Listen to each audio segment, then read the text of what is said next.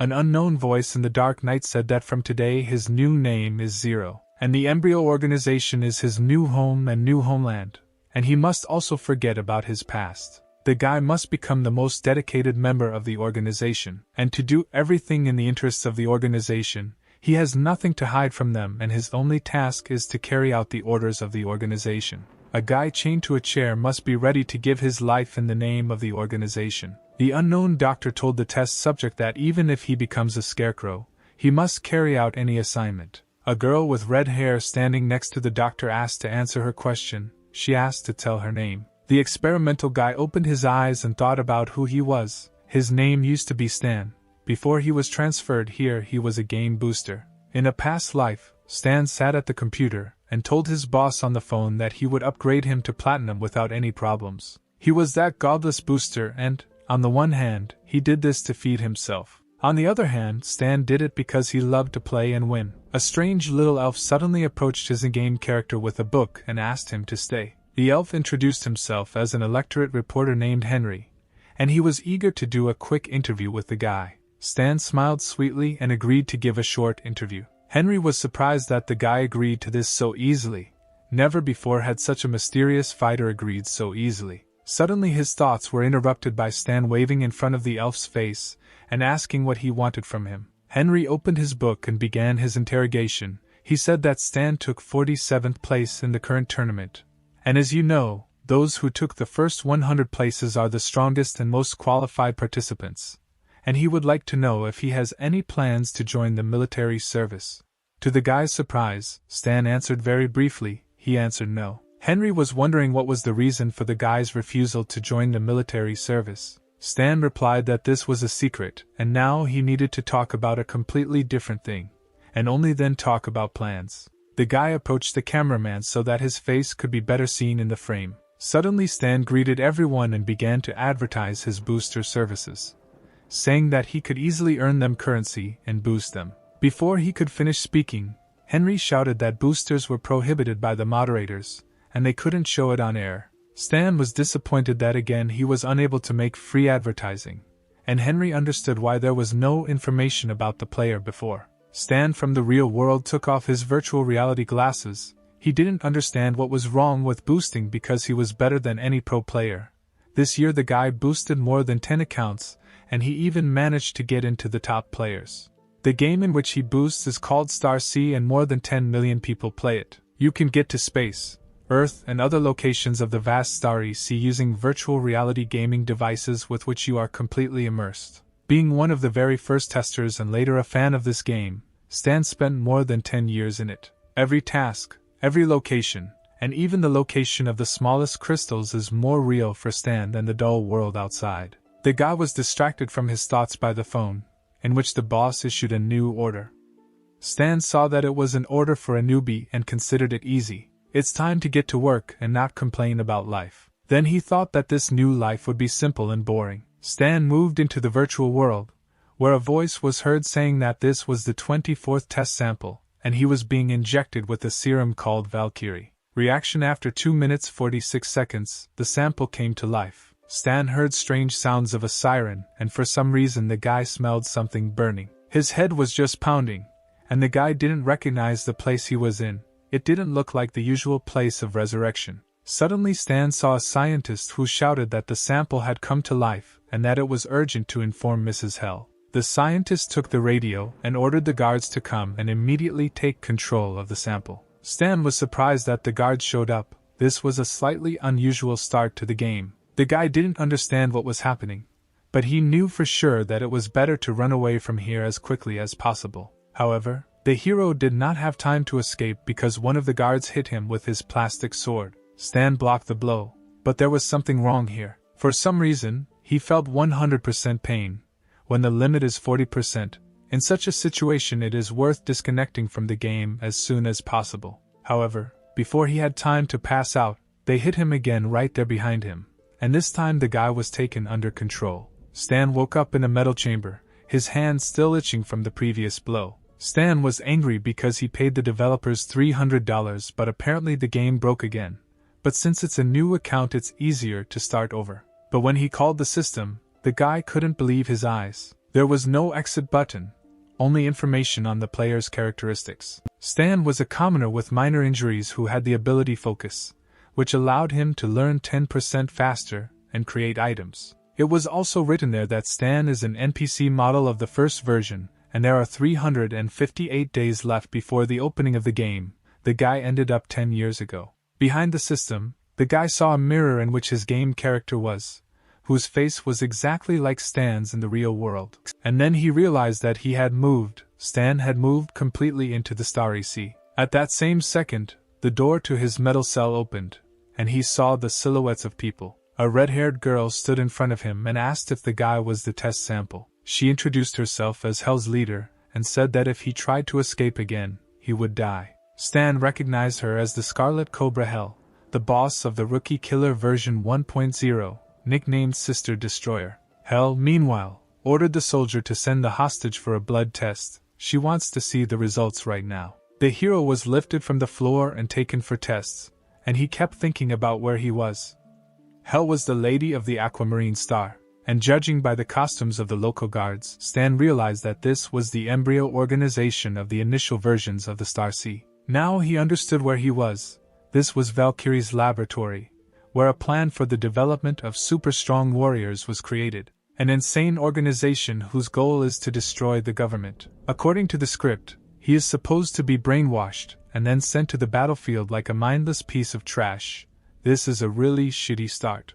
After some time, the scientist looking at Stan said that the blood test did not reveal any features and it seemed that the period of his temper had already ended. The main effect of the essence is brain stimulation. The scientist wanted to open the guy's skull because he was sure that brain analysis would provide more information. But Hell forbade doing this because Stan was the first living specimen, and there was no point in destroying him yet. The scientist was disappointed, but agreed and said that in this case it would be worth observing the experimental subject. Hell bowed her head and told the doctor to send him for a brain cleaning first. Security grabbed Stan and took him to be cleaned. At that moment the guy realized that he had finished his game. After all, he is only the first level, a weakling. The guards around him are at least level 5, and some even level 8. The worst thing is that Boss Hell is here, and therefore the guy simply has no chance of escaping. But Stan was not going to give up. He had to somehow figure out how to avoid cleaning, and then he saw a bookshelf. On it was a list of literature for laboratory assistants, and then the hero came up with a plan. When the guards escorted him past the bookshelf, the guy immediately grabbed one of the books. At that very second they put machine guns to his head and ordered him to stop. But the doctor stopped the soldiers, saying that he wanted to see what the test subject would do. Stan realized that the plan had worked. Now the most important thing was not to appear dangerous to them. The guy opened the book he took and flipped through a few pages. These were the basics of mechanization, and the system window that appeared reported that the guy had begun to study the basic concepts of mechanization. Stan was surprised that the system worked, even though he is now an NPC. But he has a player system. This means that he can raise levels like a real player, no matter what he does. It will seem to scientists that these are the learning characteristics of the test sample. The head of the teachings was surprised that the guy was reading a book. Apparently the serum enhanced his learning abilities. Hell was delighted with the unexpected success. If he becomes a brilliant fighter, then their cannon fodder will increase in price. However, it was necessary to go for brain cleaning because the equipment was already ready, so one of the guards told Stan to stop. But the guy did not let go of the book. Then the guard tried to force it out of Stan's hands. The hero held on until the last, and because of such strength the book was torn. However, the guy managed to finish reading it and increase his level. The system reported that he had learned the skills of a mechanic. The knowledge tree of a mechanic was opened, and the guy received several stat points and received the profession of a novice mechanic. A few minutes later, our hero was brought into the office to clear his mind. The doctor informed Mrs. Hell that they could begin. They sat Stan on a chair and tied him tightly, connecting the equipment to his head. Smiling, the doctor said that he was very sorry because this sample was very unusual. What if they ruined it right now? After all, it would have been better to first carry out an autopsy before cleaning it. Listening to this, Stan thought that the scientist was just a pervert if he wanted to delve into his brain so much. Hell told the scientist that they did not have time and needed to start immediately. The doctor agreed, because sooner or later the sample would fall into his hands. Wishing the guy good luck, the doctor turned all the devices to maximum. At that same second, powerful discharges of current began to cause damage to Stan's brain. The pain was unbearable. The system reported about the danger. It said that Stan should make a decision. His willpower is equal to 8 units and his will is not enough to stop. In 15 seconds the guy's brain will be erased. Stan knew that in order to avoid the brain purge he needed 10 units of free determination. And then he remembered that he had previously raised the level. The hero ordered the system to add 2 free points to intelligence, and the system responded that it was restarting the solution, but Stan did not have time to wait. After a couple of seconds, the system counted the guy's points and reported that he had successfully avoided the brain cleansing. The equipment turned off. Stan was shaking, but was glad that he had time, then he would just have to play along with them. Hell and the doctor have already approached the guy. It's time to test Stan's acting skills. The gorgeous girl slowly leaned towards Stan's face. She began to whisper to him that from today on he will be called Zero. Organization: the embryo is his home and his homeland. He must forget about his past. Meanwhile, Stan was only thinking that the Red Viper Hell was too close to him. She was very beautiful next to him. The guy had missed her so many times before. But now there is no need to think about it. Because the situation is too dangerous, Stan must not look or move, endure, but not reveal himself. Hell finished whispering in the guy's ear and asked him who he was. The guy was silent for a long time, and the doctor thought that the flushing had failed, although he had done everything according to the standard. Suddenly the guy began to speak, and the doctor and Hell drew his attention. Stan looked up and told them his name was Zero. The doctor explained that the essence of the Valkyrie enhanced Zero's ability to learn. The side effects of the essence may worsen his emotional relationship with others. The girl suggested that the experiment was a failure. However, the man replied that, on the contrary, it was a success. After all, cannon fodder doesn't need feelings. And Stan, meanwhile, smiled and thought that in no case would he become cannon fodder. Hell ordered the guards to take the guy to the recreation area. The guard apologized and said that the recreation room for experimental samples was not ready yet. Then the girl ordered the guy to be taken to her room because her management had handed him over to her care. Stan did not expect such a turn of events. He did not expect that he would go to the girl's room. He needed to discard all vulgar thoughts. A few minutes later the guy was in Hell's room, and the thought that he would live with such a girl in the same room made his pants feel tight. Meanwhile, Hell was communicating with someone on the phone. She reported that the brain cleansing was successful. The girl was personally present at it. The voice from the receiver said that now it was time to train him. Suddenly the girl told the boss that she would like to see her sister. Stan had been eavesdropping all this time and was surprised that the girl said about her sister.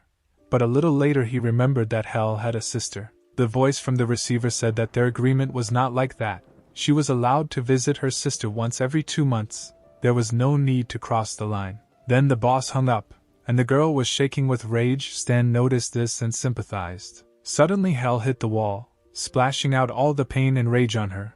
From such a blow, the wall immediately cracked. Stan had already forgotten that this beauty is very strong. Suddenly the guy saw that Hell began to unfasten her belt, on which the weapon hung. Stan fell into a stupor. Right now the beauty began to undress in front of the guy, completely exposing her body. The girl noticed that he was looking at her, and the guy guiltily looked away at that moment. Suddenly she approached Stan. But the guy guessed that most likely he was not allowed to do this. Hell tried to seduce the guy, but he had to hold on because if she realized that he was not brainwashed, then he would be finished. After a couple of seconds, the girl turned around sharply, and Stan exhaled with relief. She went to her room, just a little more and the guy wouldn't have been able to resist. After some time, the girl fell asleep. Only now Stan realized that there was only one bed in this room. What kind of strange games this lady was up to. So, apparently the guy needs to sleep with her. He quietly lay down on the bed next to Hell. At that same second, the girl kicked him, causing Stan to fall off the bed. Naturally, the bed belongs only to her, and the guy must sleep on the floor. By morning, the guy was brought to the training pavilion, where Hell was already waiting for him. From today, his training in combat skills, hand-to-hand combat, and shooting begins. Hell threw some kind of device to the hero and told him to put it on. By pressing the button, Stan was enveloped in armor. But before he had time to react, he was immediately kicked in the chest. The girl did not stop and grabbed his hand. Pulling her hand, she immediately blocked it. In this position it is easy to break a limb. She then kicked him in the chest, causing the guy to start bleeding from his mouth. As a result, the great booster lost and lay exhausted on the ground. Hell ordered him to get up. The guy got up and the fight was repeated, exactly the same as the first. The hero simply received many blows to the face. The system that appeared reported that the hero had trained by 5%, and Stan was convinced that although he was an NPC, he was capable of raising the level and learning new skills as a player. Thanks to this, the guy will soon be able to become the strongest character in this world. Hell left, and in her place another figure appeared, who ordered the guy to get up. He was approached by a bearded man who said that he was his new shooting mentor and the deputy head of this base, Justin. After these words, the man immediately threw the gun to Stan. He said that there are 10 bullets inside the gun. You need to aim at the target's heads. Stan was surprised that from the very beginning he was given such a difficult task. Only Olympic champions could cope with this. The guy raised the pistol and tried to hit the targets, but all the bullets that flew out of the pistol flew past. Stan never hit, although there was nothing unusual because he was not yet strong enough and his characteristics were too low. Suddenly Justin plunged a dagger into the guy's hand. Stan immediately grabbed his hand, from which blood poured out. Why did this abnormal man do this? Justin licked the dagger with blood and said that they would repeat the shooting over and over again, and every time the guy did not complete the task, he would pierce him with the dagger. He was wondering how much blood the guy would lose today. Stan clenched his fists. This man was just crazy. But the hero did not want to give up. He wanted to defeat him now, but remembered that NPCs are not reborn, which means he only has one life. Therefore, Stan needs to be patient for the sake of his future. The hero raised the pistol and began to try to hit, and Justin only laughed when he missed because his blade was already ready. The bloody teacher continued to inflict injuries, while the two figures watched the training. The mad scientist said that Justin doesn't appreciate such a good specimen one bit. It would be better if they gave it to him for research. Hell said that the organization would not agree to his demands, to which the doctor replied that when the organization sucks all the value out of the guy, they themselves will bring him on a platter. The training ended and a wounded, tired Stan returned to the room. Hell was sitting in the room wearing only a towel. She said that the guy showed himself badly today. Stan felt this judgmental atmosphere. He hoped that the girl would not punish him with a knife. The girl got up from the chair and called the guy to her. He thought that now she would punish him too, but Hell pointed to the warm bath and ordered the guy to undress. The guy didn't understand her words. Would they really take a bath together? After all, his mistress was going too far. The lady didn't like to wait and asked why the guy couldn't follow such simple orders. Stan obeyed. After he undressed, the girl came up and began to examine his body. The guy could hardly hold on. This is already a violation, and no one can resist such touches on the body. Hell exhaled in disappointment, saying that Stan looked like a coward. The guy had no choice but to stand and be silent. She took him by the hand and said that if he wants to live, then he needs to try. Otherwise the organization will consider that they do not need him, and will give him to Professor Hendrik for analysis and a brain autopsy. Stan thought that there wouldn't be any showdowns because a little more and he would increase his levels, and in general he was an experienced player. Suddenly the girl pushed the hero in the chest. The guy couldn't keep his balance, and immediately fell into the bathtub. Hell explained that this is a regenerating liquid. Zero should lie here for an hour and all the wounds will heal by morning. Finally, she said that the hero should feel at home, and Stan, meanwhile, was disappointed, because he thought that they would take a bath together. Of course, he understood that a successful experiment does not mean that he will live his whole life.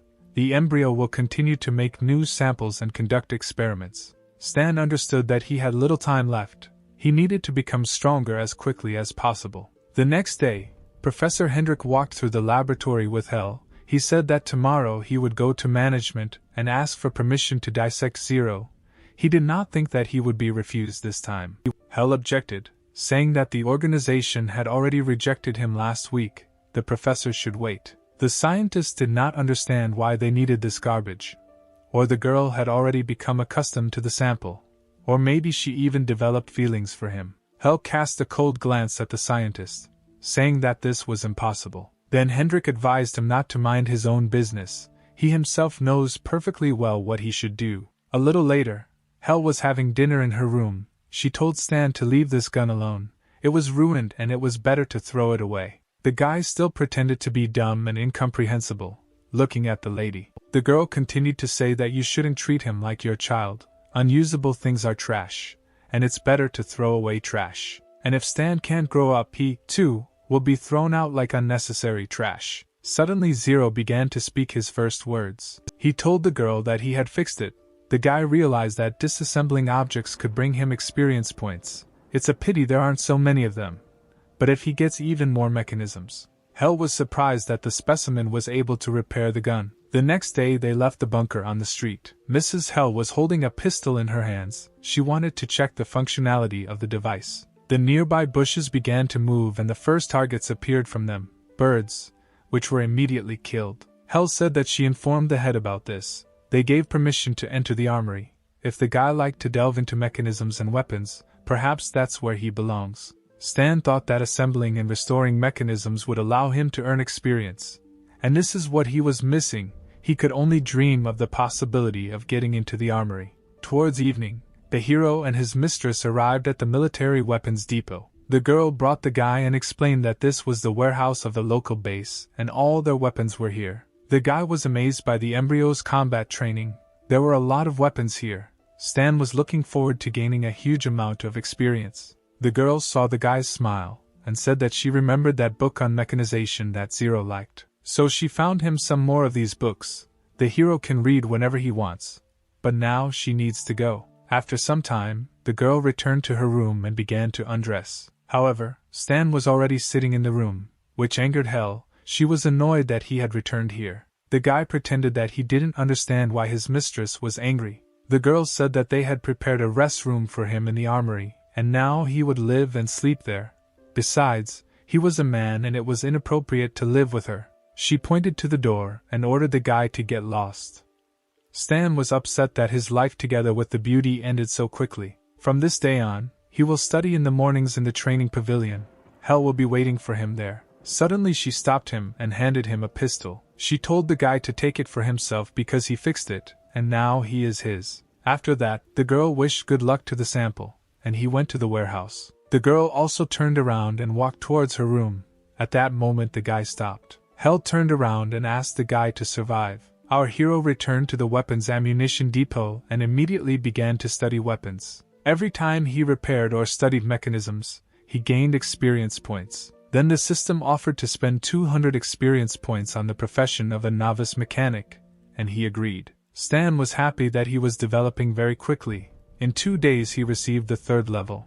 In order to get out of here he would only need 6 months. By that time, no one will be able to stop the player here. So the weeks continued in the laboratory. Stan trained in the morning and studied mechanisms at night. Hell was disappointed that in 3 months this was all the guy achieved. However, he couldn't let them know what Stan had really achieved. The girl helped the hero get up and said that Professor Hendrik had contacted management again to investigate him. Although the organization is in no hurry to make a decision, the guy will not be allowed to waste the organization's finances with such a worthless fortune. The girl asked Stan how long he thought he would last here. The hero looked at her thoughtfully. In principle, he assumed everything to be so. That same night he also sat at his table with cutlery. The guy was constructing something using a soldering iron. He noticed that the organization had turned off the camera installed in that place, which meant that the embryo had decided that they no longer needed him, and they would not have to monitor him 24 hours a day. The guy bent down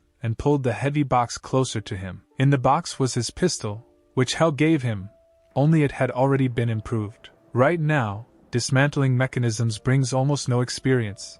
It's time to try strengthening objects. Now Stan has enough experience for such tricks.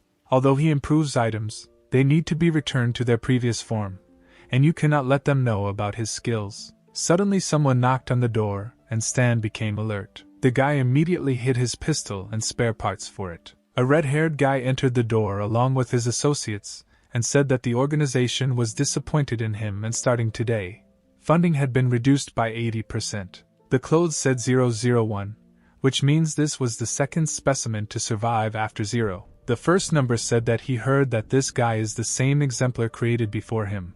The organization spent a lot of resources on him, but instead of developing, he rummages around in this garbage. Red grabbed Stan by the collar and said that the guy was just a failed experiment. Putting number 1 in Zero's place was the organization's best idea. Stan understood that this specimen had a completely cleared brain. The organization was his life. There was no point in interfering, otherwise the guy would give himself away. The first number ordered the other numbers and other workers to remove all of Zero's equipment. This is what Valkyrie expected when creating the samples: fighting talent, strong body and high learning speed, the best fighter. Meanwhile, 2 guards walked past the warehouse and looked inside. One of them told his friend to look at these useless insects. They experimented on these guys. Now they will be turned into cannon fodder. And they also erased their brains and completely turned them into obedient fighters. It's better to die than such a fate. The guard's partner advised him not to talk too much in front of them. But the other guard did not let up, because there was absolutely no difference. After all, these insects have had their brains erased anyway, and they won't understand anything. Stan looked at the watching guards. He understood these glances. Each of the guards looked at them as if they were cattle. At that moment, number 1 approached the guy, who said that they were finished and said goodbye to the unsuccessful experiment. Stan was left alone. By the way, about the embryo, the samples here are just cannon fodder, a weapon. And now Stan wondered, when their own specimen destroyed them all, what kind of grimace would be on their faces. Meanwhile, the 3 faces training Zero stood in front of the screen reporting the entire situation to the boss. Professor Hendrik asked again about the autopsy, and this time the voice of management said that they would do as he asked. They would allow Zero to be autopsied. Finally, the scientist received approval. He bowed his head and thanked the owner. Justin, who was standing and sharpening his knife, only exhaled in disappointment. He was very sorry, because this is such an interesting toy that he still hasn't played enough with. Hel, meanwhile, clenched her fist tightly. The moment had come that she didn't want, but there was nothing she could do. The next morning she was still training Stan. The guy standing in a fighting stance noticed that something was wrong today. Hel powerfully hit the body. The guy noticed that the girl was too aggressive today. The girl shouted at him to defend himself and counterattack, and not stand like a pillar. But the guy was still just as confused. The lady jumped into the air to deliver the next attack. With one powerful blow she knocked Stan over, and the guy didn't understand what he had done wrong that she was beating him so badly. Blood poured from his mouth and Hel continued to scream at him to attack her. Usually everything went much easier. The girl even allowed him to rest a little. But there was no way out. Stan's legs began to tremble, and he took a fighting stance. The guy accelerated and jumped on Hel to attack her, but the girl dodged it very easily, moving her head to the side. Then she abruptly took the guy's hand. Approaching him, she said that Zero's blows were too gentle. She threw the guy away, shouting that this did not look like awareness and the desire to survive. The force of the throw was powerful, causing the guy to roll a few more meters. But the girl did not calm down. She took him by the collar and prepared to strike. Stan opened his eyes. He understood that one more blow to him, and he would definitely die. However, Hel stopped abruptly, looking into his eyes. Then she just threw him to the ground, saying that it was funny, and she was sorry that she expected something from the guy. This is the end. Hel said that the guy should get a good sleep, and tomorrow he may not come here. The beaten Stan asked why he didn't have to come tomorrow. Hel turned around and began to leave. Leaving, he said that it was because the guy would be opened up tomorrow. Approaching the door, she quietly said that nothing could be changed. Nothing could be changed before the end. Now everything has become clear. This day has come. That's why Hel is so hot-tempered. She can't stand to see Hendrik picking the guy's head, so she beat him half to death. Women are so strange. Stan stood up with difficulty. During these 6 months, the only one who considered him a living being, a person, was Hel. Others saw him as a fool, cannon fodder, and a subject of experimentation. They mocked him, tormented him, because the prototype would not fight back. They believed that such behavior was in the order of things. But Stan remembered every drop of blood, and after all this he will not die just like that. He returned to the warehouse and sat down to work on the development. This is all that he collected in 6 months, which flew by for him like a month of ordinary life. Although he did not kill monsters or complete any tasks to raise the level. But he made up for raising the level in the limited realities of the mechanic class. Here he was able to gain a lot of experience while sitting in one room. Each character can master an unlimited number of professions, but every 20 levels a problematic task appears, In order to continue raising the level, you need to complete a special task. General level caps change with new updates, and in version 1.0 the max character level is 60, but Stan's screen says that his level is unlimited, meaning he has more power than any player. He is confident that the next stage is gambling blueprints. Blueprints are blue screens used in the mechanic class to create weapons and mechanisms. 60 types of knowledge can be used with each other to create a mechanism.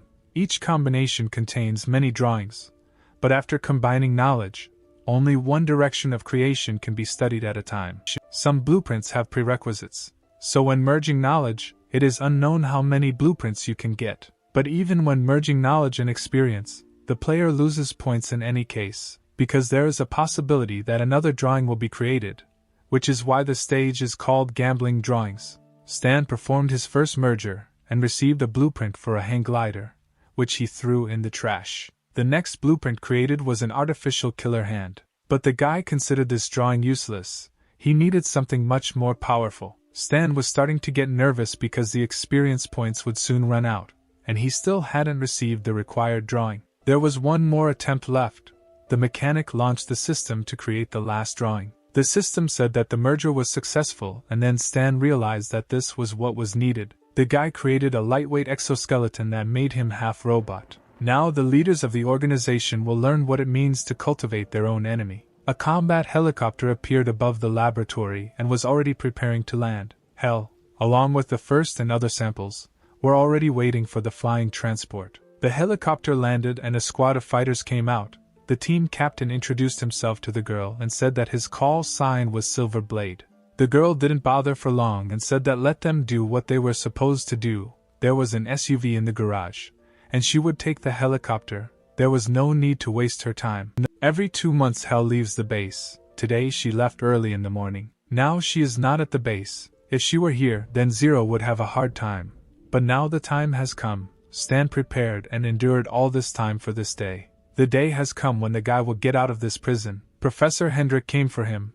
Today is the last and only chance. However, before going out into the corridor, the guy notices a strange piece of paper lying on the floor. He picked it up and saw a picture of 2 girls. This is Hell and her sister, Aurora. She also has superpowers, only she is the complete opposite of Hell. She has very strong regenerative and healing skills. She is able to prolong life and, moreover, resurrect the dead.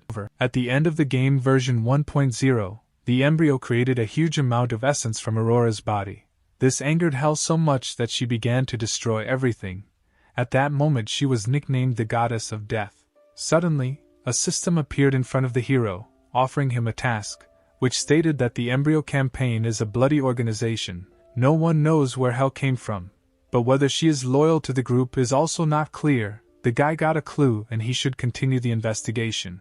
The hero bowed his head, since the girl was relying on him this time. He will do something for her, after which the guy took on a task related to Hell. Suddenly he heard Hendrik's voice from the loudspeaker, ordering him to immediately report to the central hall for further orders. Stan put the clue in his pocket, and decided that he would deal with Aurora when he got out of here. The guy looked around the corner, and noticed a camera that was watching the entire perimeter. The hero knew that the entire base was under surveillance, and it was very difficult to move here unnoticed. If so, then the first thing you need to do is visit the control room. This is goal number 1. A couple of minutes later, Stan got inside and killed all the guards. Now the all-seeing eye has been eliminated and Professor Hendrik is next in line. 20 minutes later, Zero was brought into the scientist's personal laboratory. The professor turned around and was delighted to see his precious specimen. By opening his body, he will be able to understand how the guy differs from other samples, and when he finds the reason, his corpse will become a stuffed animal in his laboratory.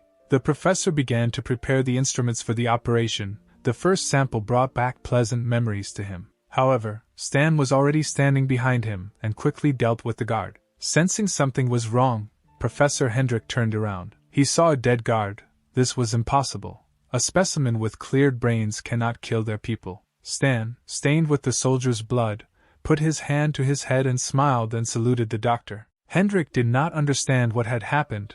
There had been no problems for these 6 months. But the first significant problem suddenly appeared in Stan's hands, a knife that was intended for the scientist. Without any interference, the guy pierced the professor's chest. Hendrik was still stunned, blood poured out of his body. The wounded scientist looked at the camera in the corner that was watching all this, and told the guy that he would die. Stan told him that he had already killed everyone in the control room, so everything was fine. Professor Hendrik fell to his knees, choking on his own blood. In the last minutes of his life, he could not believe that the guy was just pretending all these 6 months. Stan confirmed his words by saying that reality is cruel, but Hendrik still insisted that this was impossible.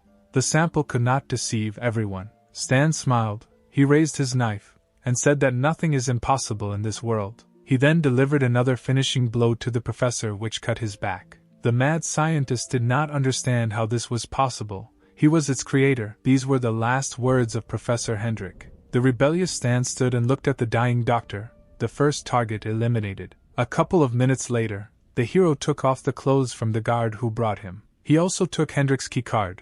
In the entire base, only 3 people have access to all the doors, and the professor was one of them. But the guy understood that if he went straight to the doors, he would definitely not be able to escape. The game would be over in 10 seconds. Stan couldn't screw this up. He put on his security guard's uniform and got ready to break in. His main plan is to break the connection. You need to achieve a couple of hours of freedom from communication. The communication equipment is located 3 floors below behind the wall. You will have to use mechanisms to break through the wall. Now you need to return to the 2nd floor for the mechanisms. There are several people at the base who may know him.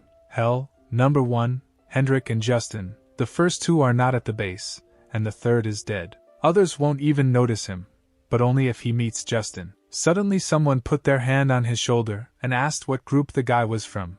For some reason he hadn't seen him before. It was Justin. Stan was unlucky to meet this freak so quickly. The hero lowered his cap and said that he was new from Group B. Justin didn't know that new people had been sent to them. It's strange why he didn't know, and the guy's voice was quite familiar. The deputy was not easy. He pulled out a gun and asked the guy to show his face. Stan squeezed his knife in his hand and asked him not to interfere because he didn't want to resort to Plan B. Justin didn't understand the guy's words and asked him what he meant. Stan turned around sharply and swung his knife, shouting that he had long wanted to tell Justin that it was time for him to check with a psychiatrist. The hero hit the deputy with a knife, but he managed to put his hand in front of him and protect his face. He was not so simple.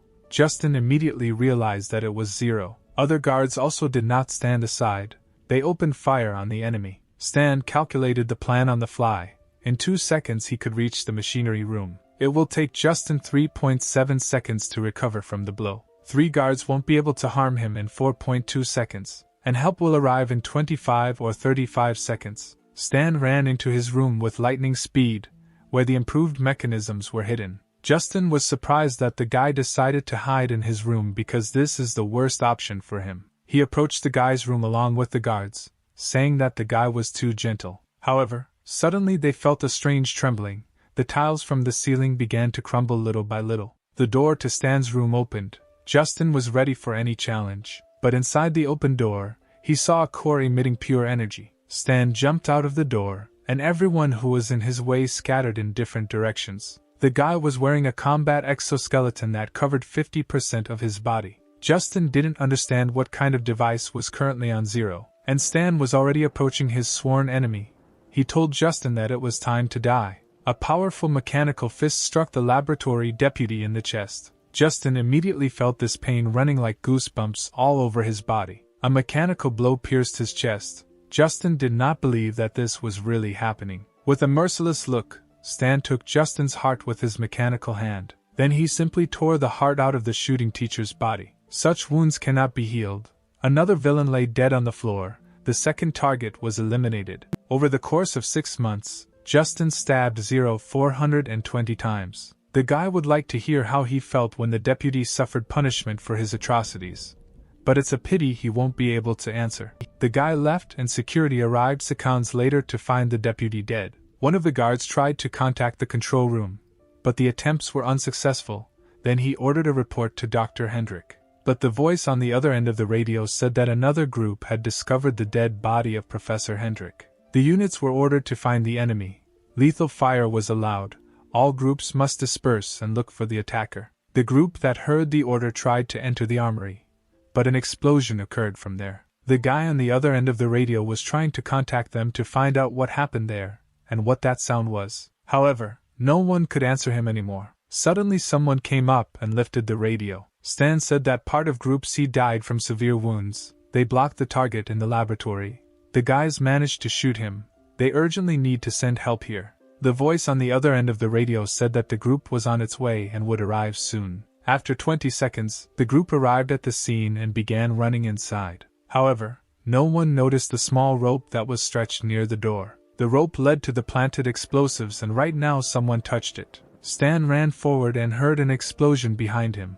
His trap was a success. The guards on the floor below heard a strange roar, and saw the walls shaking and stones falling. One of the guards asked on the radio what was happening upstairs, but there was no answer. He ordered his subordinates to stay here. The rest will go with him on reconnaissance. Suddenly they saw someone opening the gate, but the strangest thing was that he could open the gate. Stan raised his cap and ran out of the gate, and said goodbye to the guys who recognized him. Then the hero applied the key card to the lock and the doors closed again. The security tried to break through the gate, but everything was unsuccessful, because they could not open it in any way without a key card. Stan finally did it. He escaped from this gloomy laboratory in which he was abused. The guy rejoiced like a child and breathed in the clean air of freedom. Meanwhile, Hel was informed about what happened in the laboratory. She said that this was impossible, but the voice ordered her to return to the base. The girl asked about her sister, but the voice from the receiver told her that she had no right to bargain, and the call ended.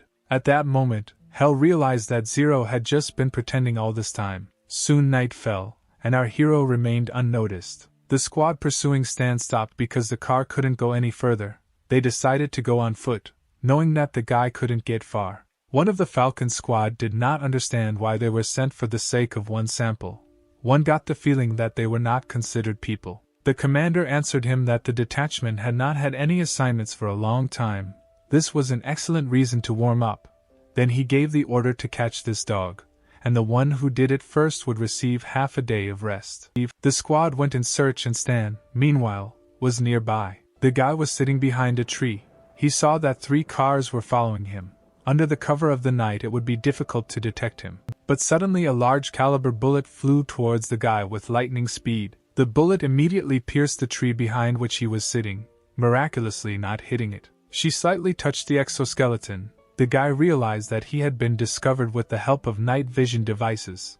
He needed to somehow reduce the distance to his pursuers. The guy ran and dodged bullets and thought about how he could get closer to the enemy, because the remaining experience points would need to be spent on close combat. Then he remembered one function of the exoskeleton. Stan pushed off and jumped towards the enemy. His speed was impressive, and he overtook the enemy in a split second. The sniper from the Falcon squad was surprised to see the guy in front of him. Realizing that the sniper rifle was useless in close combat, the soldier tried to pull out a pistol and shoot at the hero, but he was able to deftly dodge the bullet and hit him with his mechanical arm. The blow was so powerful that the soldier flew back and crashed into the wall.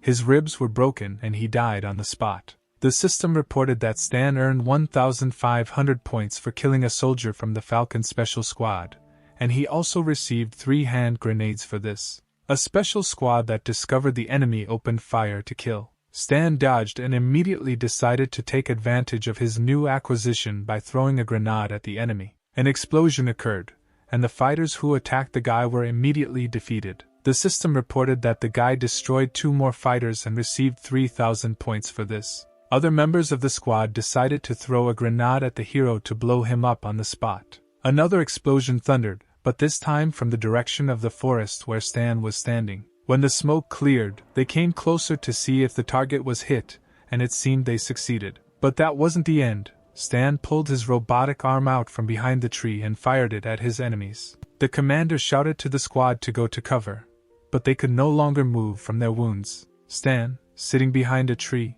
was happy that he had destroyed 3 more fighters. The commander could hardly contain his anger, because the guy was just an ordinary exemplar. But this ordinary sample, which was easily dealt with by the entire commander's detachment. The leader pulled out his knife and walked towards Stan.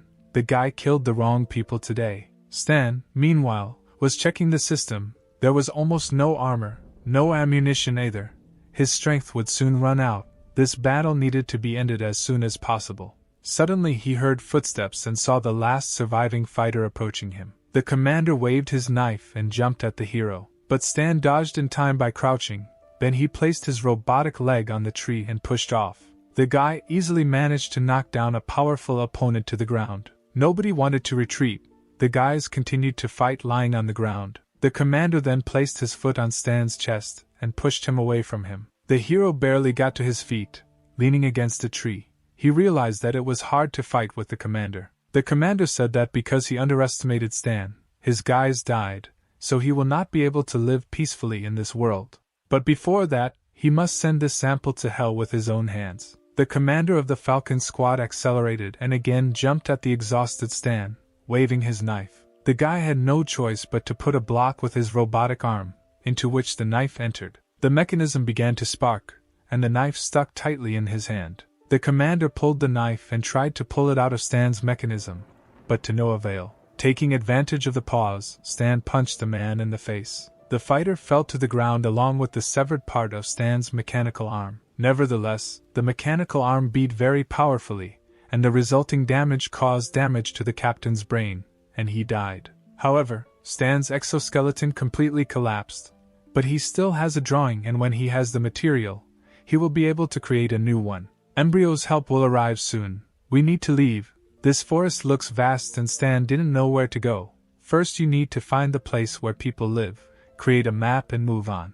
A few days later, a meeting was held at the main embryo base, at which the head scolded people for the fact that just one sample was able to kill 30 armed guards, destroy the laboratory data, kill a special squad, and also take the life of Hendrik.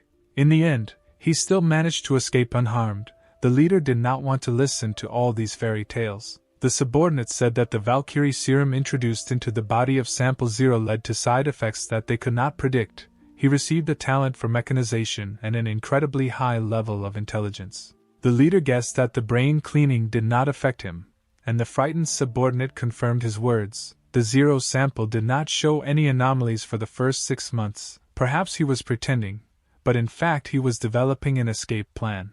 Hell said that she knew Zero's fighting power. He could not have become strong so quickly. The girls suggested that the guy had awakened special abilities in himself. The leader ordered them to shut up. He does not want to listen to any excuses until they completely eradicate the abnormalities of the serum. No more samples are produced, and besides, the brains of all other samples need to be cleaned again.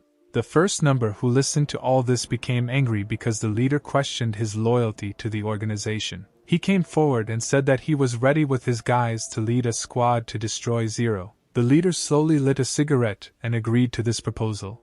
He ordered that Zero be found and returned to the base, dead or alive. Meanwhile, morning came on the wasteland. In the distance one could see the fire from the fire on which Stan was roasting a fragrant chicken. He had already spent 7 days in this forest. Food and water were running out, but at least his wounds weren't inflamed. Apparently a lot of points in endurance were making themselves felt. The guy didn't know when he would get out of this thicket. He needed to quickly get to people and get himself in order. The hero had dinner, collected his things and moved on, but on the way he touched a strange rope. Stan immediately felt that he had stepped on something and braced himself. Instantly a net fell on the guy. It was a prepared trap. Stan got caught. The man put the gun barrel to the guy's face and ordered him not to move. The unknown hunter demanded that all valuables be taken out of their pockets and immediately given to him. Stan realized that this was a simple thief, and meanwhile the man began shouting for him to move. But our hero suddenly grabbed him by the throat and punched him in the stomach. The thief fell to his knees and began to beg the master, saying that he did not see a good fighter in him. Stan asked why he decided to confess only now. Its barrel was crooked. If you shoot from it, the thief will shoot himself in the face. The man raised his head and shouted that he was to blame. Stan looked at the guy and asked what was his fault. The man did not know what to answer. He said that he should have acted differently. It was necessary to take a second gun. Stan laughed at these words and put the weapon to the man's head. The thief turned around and said that if the gentleman is not angry, he will crawl further. This is what he does best. But Stan was not going to let the guy go just like that. He wanted to know where the nearest city was. In tears, the thief said that there was a town nearby, 1 kilometer to the east, where all sorts of vagabonds gathered. Then the thief begged to let him go. but Stan raised his fist, and the guy prepared to get hit in the head. But suddenly the hero took 2 fingers and lightly hit the blockhead on the head. A lump grew at the sight of the blow, and Stan said with a smile that he was not that strong, and now let him fail and not do such things again. A couple of hours later, Stan reached a small camp of tramps. He walked past a car in which a bald, bearded man was sitting. The man immediately jumped out of the car and asked to look at his product. Today there is a sale of high-quality products. You can also exchange barter without cheating. This proposal interested Stan because he did not have any money with him. But there was something to exchange for. He said that he needed a map, 3 buckets of water and 5 kilograms of food. Since there was no money, Stan handed over 7 cartridges, and said that he could pay with this. The seller saw the bullets, a very valuable thing in this day and age. He smiled and said that these bullets weren't enough for him to do everything. He wanted 150 rounds for all this. Stan said that the merchant was inflating the price, but he laughed because he could do this due to the fact that there is not a single camp within a radius of 50 kilometers. Suddenly, someone hit the insolent merchant on the head with a smoking pipe. A man named Carl appeared and told the bald man that one should not deceive the people. It was already difficult for people to live in the local forests. The merchant was angry that such a deal had been thwarted, but did not argue with the leader. Carl explained to Stan that this guy is a local speculator, and should not do business with him. He realized that the hero had been wandering in the forest for a long time, so he offered to stay in his tent today, where there was a warm bed and food. Stan accepted the offer. He thought that this guy doesn't look like a scoundrel, and even if he is, he's not afraid of him now. The hero and Carl turned around and went to his tent. In the small dwelling was the man's wife, whom he introduced him to. The girl greeted the guy by saying that she didn't know what to cook and made her own homemade food. The table was set in a festive way. There was baked duck, bread and various drinks. Stan began to drool at the sight of such dishes because he had not eaten for 3 days. He began to eat the food, and his health became better and better with each bite. A little later, Stan asked the man about the excellent gun that was hanging on the wall. Carl replied that he had served before and this gun protected him for many years and therefore he kept it in excellent condition. However, now he is too old and does not think that it will be useful anymore.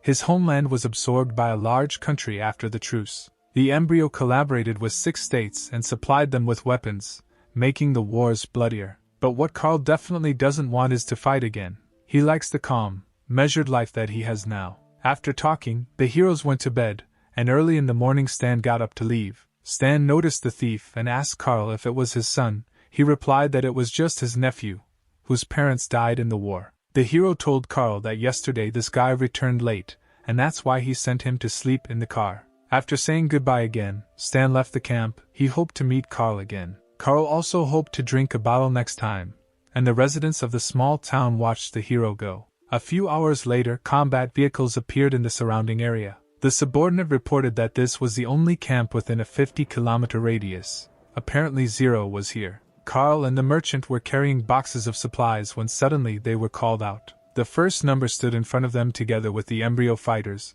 He asked if they had seen this guy and showed them a photo of Stan. Carl, who came to the defense of the town, replied that they had not seen him. The first number got angry when he realized that they had gone in the wrong direction and ordered his soldiers to get ready to leave. But then the first number noticed one very strange detail. One of the guys with purple hair stood and pounded as if he was afraid of something. The first number ordered his fighters to take this guy. He also added that they should search him as quickly as possible. The embryo fighters grabbed the guy and forced him to his knees, while number 1 examined him. Suddenly he finds a pistol in the guy's jacket. The first number knew him. This is the gun that Zero stole from the Night Falcons. If he didn't come here, then where did this guy get his weapon? He pointed the gun at the guy's head and asked where he got it from. There was no point in hiding it anymore. If the thief does not tell, then everyone standing here will die. The merchant panicked and told Carl that it was he who was hiding the guy in his tent. If you tell people about the guy, no one wants problems because of him. The first number pointed a gun at Carl and ordered him to tell everything he knows, and there is no need to deny that Zero was here. Carl had no choice but to point in the direction where Zero went. The first number smiled and said that they should have told everything right away, but he should pay for the fact that he almost fooled him around his finger, after which shots were fired. Meanwhile, Stan had already gone far and was sitting resting on a stone. The guy had a strange feeling. His eye twitched. It seemed to the guy that someone was touching his backpack. There was all the equipment from the embryo. If at least something was left in the camp, then people would be in trouble. 11 rifles were in place, 300 rounds of ammunition too, but 10 pistols were missing. One was missing. Now it's clear why Carl's nephew was so strange. He stole his pistol.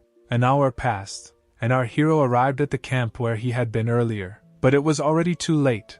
The bloody bodies of all the inhabitants of the camp lay in front of him. Realizing that they were killed because of him, the guy was horrified. His fist clenched out of anger. He wanted to be on time, but he was late. Stan turned around and was about to leave when suddenly someone grabbed his leg. The surviving merchant, sobbing, said that it was Embryo's detachment. They did not surrender him, so they killed everyone. On behalf of Carl and his hospitality, the man asked to avenge them. Stan stood and was silent. He realized his guilt. Suddenly the guy heard another voice. It was Carl's nephew, who asked not to trust the merchant because it was he who betrayed his uncle. And his uncle, until his last breath, he didn't tell them where Stan was going. The guy stood next to the corpse of a once hospitable man, whom he wanted to see later, but not in such an environment. Stan fell to his knees. Carl, even dead, pointed in the opposite direction to where he was heading. The hero took off his jacket and covered the man's corpse with it. The nasty merchant realized the situation he found himself in and began to beg. He crawled away and asked to wait a little, and he would explain everything, but Stan was already reloading the pistol. The hero, overwhelmed with pain, said that until his death Carl did not betray him, whose boyfriend he had known for less than 2 days. A real man died because of such a pathetic worm as this vile merchant. Stan pointed his gun and said that he could apologize to Carl in the next world. A shot rang out, and one person responsible for the death of the camp died. Stan knew that the path that Carl pointed to led to nowhere, which meant that they would soon go in the opposite direction, so they should set up an ambush here. Entering Carl's former house, the guy noticed something interesting. The man's gun, and at that moment a system window appeared in front of him, which activated the revenge task. His task is to destroy the sample squad, and the reward is 15,000 experience points. The guy threw all the weapons he had onto the floor from his backpack. It was time for preparation. Stan used his mechanic skills and dismantled the old weapons to assemble one improved one from Carl's old weapon. He improved the man's hunting rifle and made it into a sniper rifle. Stan will make the offenders feel sorry for the attack. By evening, the combat vehicles had already begun to return. The guy was waiting in ambush. He noticed the approach of the enemy. The first number realized that the guy was not here, which means he was in the other direction. Stan shot at the tire of the combat vehicle, and it immediately burst due to damage. The first number asked the driver what happened. He replied that most likely the tire had exploded. But the first number was not stupid. He knew that a low-pressure tire could not explode. Most likely it was an attack. He ordered everyone to bend down and follow the armored vehicles. As soon as they approached the target, everyone needed to transfer to jeeps. Stan watched the cars drive away in the opposite direction and smiled because he knew that the first example would do this. At the same second, the mines went off and the asphalt under the armored vehicles exploded. The wounded soldiers climbed out of the overturned equipment, coughing from the smoke they had inhaled. But then bullets began to fly at them, killing the squad one by one. The first number managed to dodge in time, jumping over a nearby stone. He shouted at the attacker to show his face and not hide like a coward. But Stan didn't hide. He went out to the first number, and he immediately recognized Zero's face. The guy insisted that this was impossible, because he was a weakling and could not destroy an entire detachment of special soldiers. Stan smiled and replied that he had already heard this phrase somewhere. However, the one who said it last time is already lying 2 meters underground. Suddenly, a voice from number 1's radio asked Stan to stop. A hologram of a man appeared from the radio, who said that he was the head of the Embryon organization. He asked to return to the base, and then the leader would guarantee the guy that his memories would be preserved and he would receive a high rank and would not be a model. Stan asked why the head decided that he would work for them, and the leader replied that their organization is already all over the world. They are doing great things and working for them is natural. But if he refuses, then the world for Zero will no longer be so big and safe. The guy smiled and told the leader of the embryo organization that he would destroy them. Then he aimed his sniper rifle at the first number and pierced his chest with a powerful shot. all the people responsible for the death of the residents were killed. The system reported that the guy killed the first sample and received 900 points, and the task called Revenge was completed. Stan understood that his current strength was nothing compared to the strength of the organization. He would have to rely on his knowledge and unite with a force capable of resisting the entire organization. The guy left the rifle next to the tree under which he buried Carl and went to the Star Dragon Empire. A few days passed. Stan was heading straight to the Star Dragon Empire by train. He sat in the carriage with the chickens and thought about the fact that besides the embryo organization, only 6 nations possessed advanced knowledge, which meant that joining the 6 nations was mandatory to complete the task. The system that Stan was considering notified the guy that he had begun factional relations with the embryo organization. The goodwill of the organization decreased by 1,000, and besides, it considered the hero an apostate, and Stan also received a mission: the fall of the embryo. The mission surprised the guy, because the reward for it would depend on the progress of destroying the embryo organization, directly or indirectly. Stan concluded that due to the fact that the organization is expanding and developing, he only needs to destroy 20% to complete the task. Still, it was a difficult task and the hero decided that he himself could not cope with it. But there was no choice, so he accepted the task offered to him to destroy the embryo organization. The guy arrived in the western capital of the Star Dragon Empire. Looking at the cordon, Stan assumed that since he was wanted, the Empire should have already received information, so most likely he would not be able to pass through the checkpoint. The guy smiled because he knew that this wouldn't stop him anyway. Players from the red list who were wanted by their people in a past life could not pass control until they find the hidden NPC responsible for the smuggling and give him some money. Then he will smuggle it into the city. Stan approached the guy with a bag full of weapons and asked Buddy to take him to the city in exchange for this bag. A male smuggler with a scar on his face looked at the guy with an indifferent gaze. After appreciating the payment that Stan had brought him, he walked over to his truck and told the guy to climb into it. Star Dragon Empire is one of the 6 planets of the Aquamarine Nation. In the previous war, the embryo organization signed a secret treaty with the warring Star Dragon Nation and staged several major terrorist attacks in this territory. Thus, the Empire lost its position among the 6 nations and began hostility with the organization. Stan knew that if he walked a couple of meters to the east he would find an inconspicuous workshop at the end of the road. This was a hidden plot point, and he knew about it from the files of other people in his past life. Now he has no rivals, and he can get ahead of anyone. In his previous life he did not have such a chance, but this time the guy will take advantage of it. Approaching the workshop, he saw 2 men. One of them was just the one he needed. 2 men were playing checkers, and they were doing it with such enthusiasm as if they were playing for the whole city. Stan also noticed this tension, how fiercely the black checkers opposed the white ones. The man put his hand down on the table and Stan was disappointed to see that he had only collected 5 in a row. Suddenly his thoughts were interrupted by a sweet voice calling the guy. In front of him stood a beauty with short ash-colored hair and a refined figure.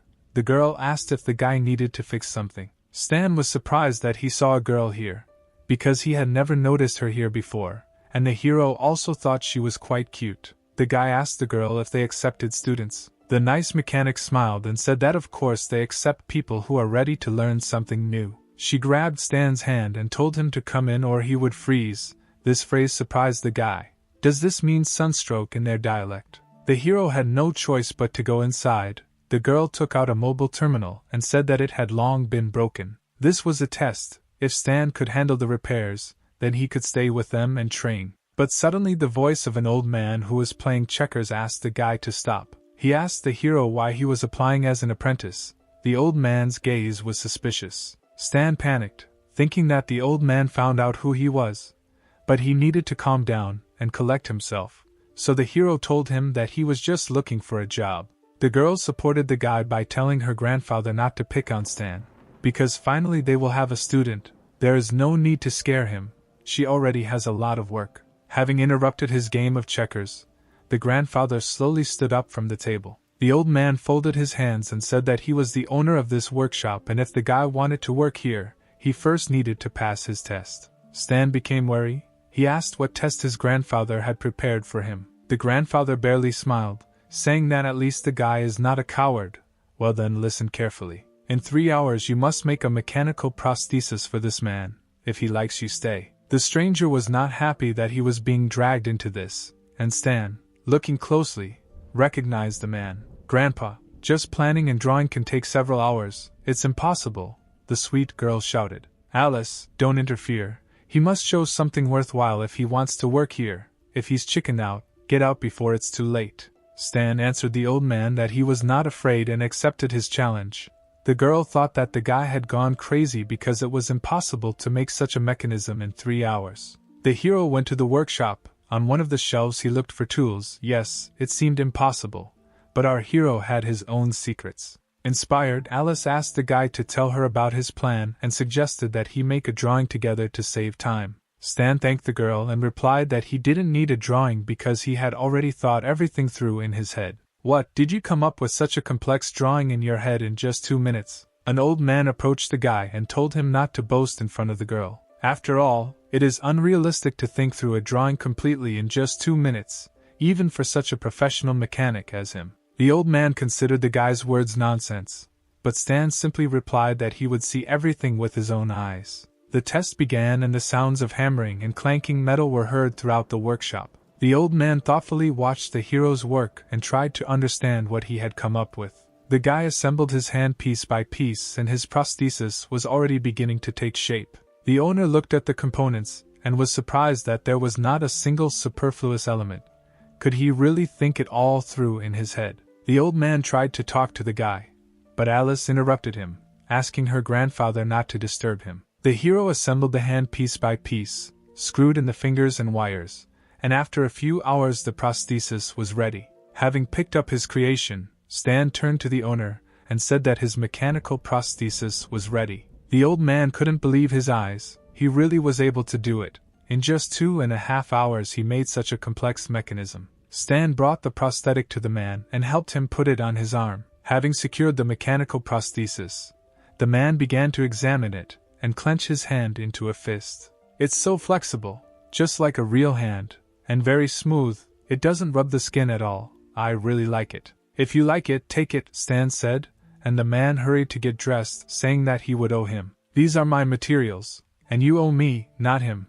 And besides, the guy didn't ask his permission. The owner of the workshop was indignant. Then I'll ask now, am I skilled enough to stay here? Realizing that the battle was lost, the old man bowed his head and quietly said that the guy should stay. Let's see how long you can hold out. Stan was glad that now he had a place to live, and sooner or later he would definitely be able to get mechanical drawings. The unknown man waved to the old man and said that he was leaving.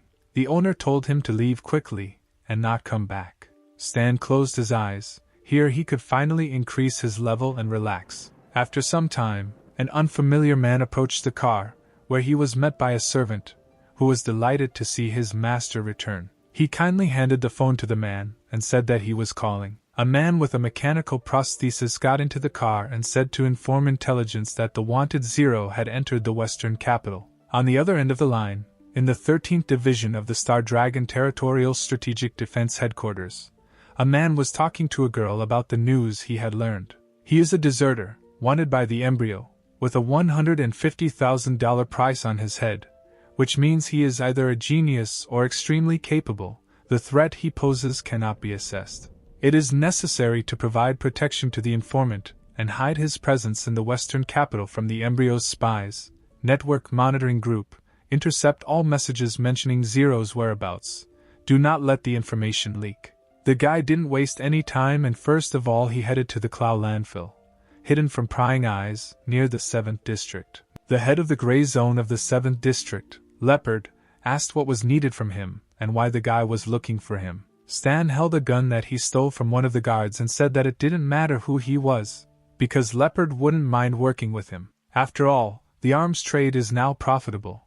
After these words he quickly dismantled the pistol in front of the man. I can help reduce costs, and in return I will only ask for a small reward. The Leopard was surprised. Do you know how to make weapons? He lowered his cigar and asked what kind of cooperation the guy meant. I will provide a list later. You will be responsible for the materials and parts. I will be responsible for the production and assembly.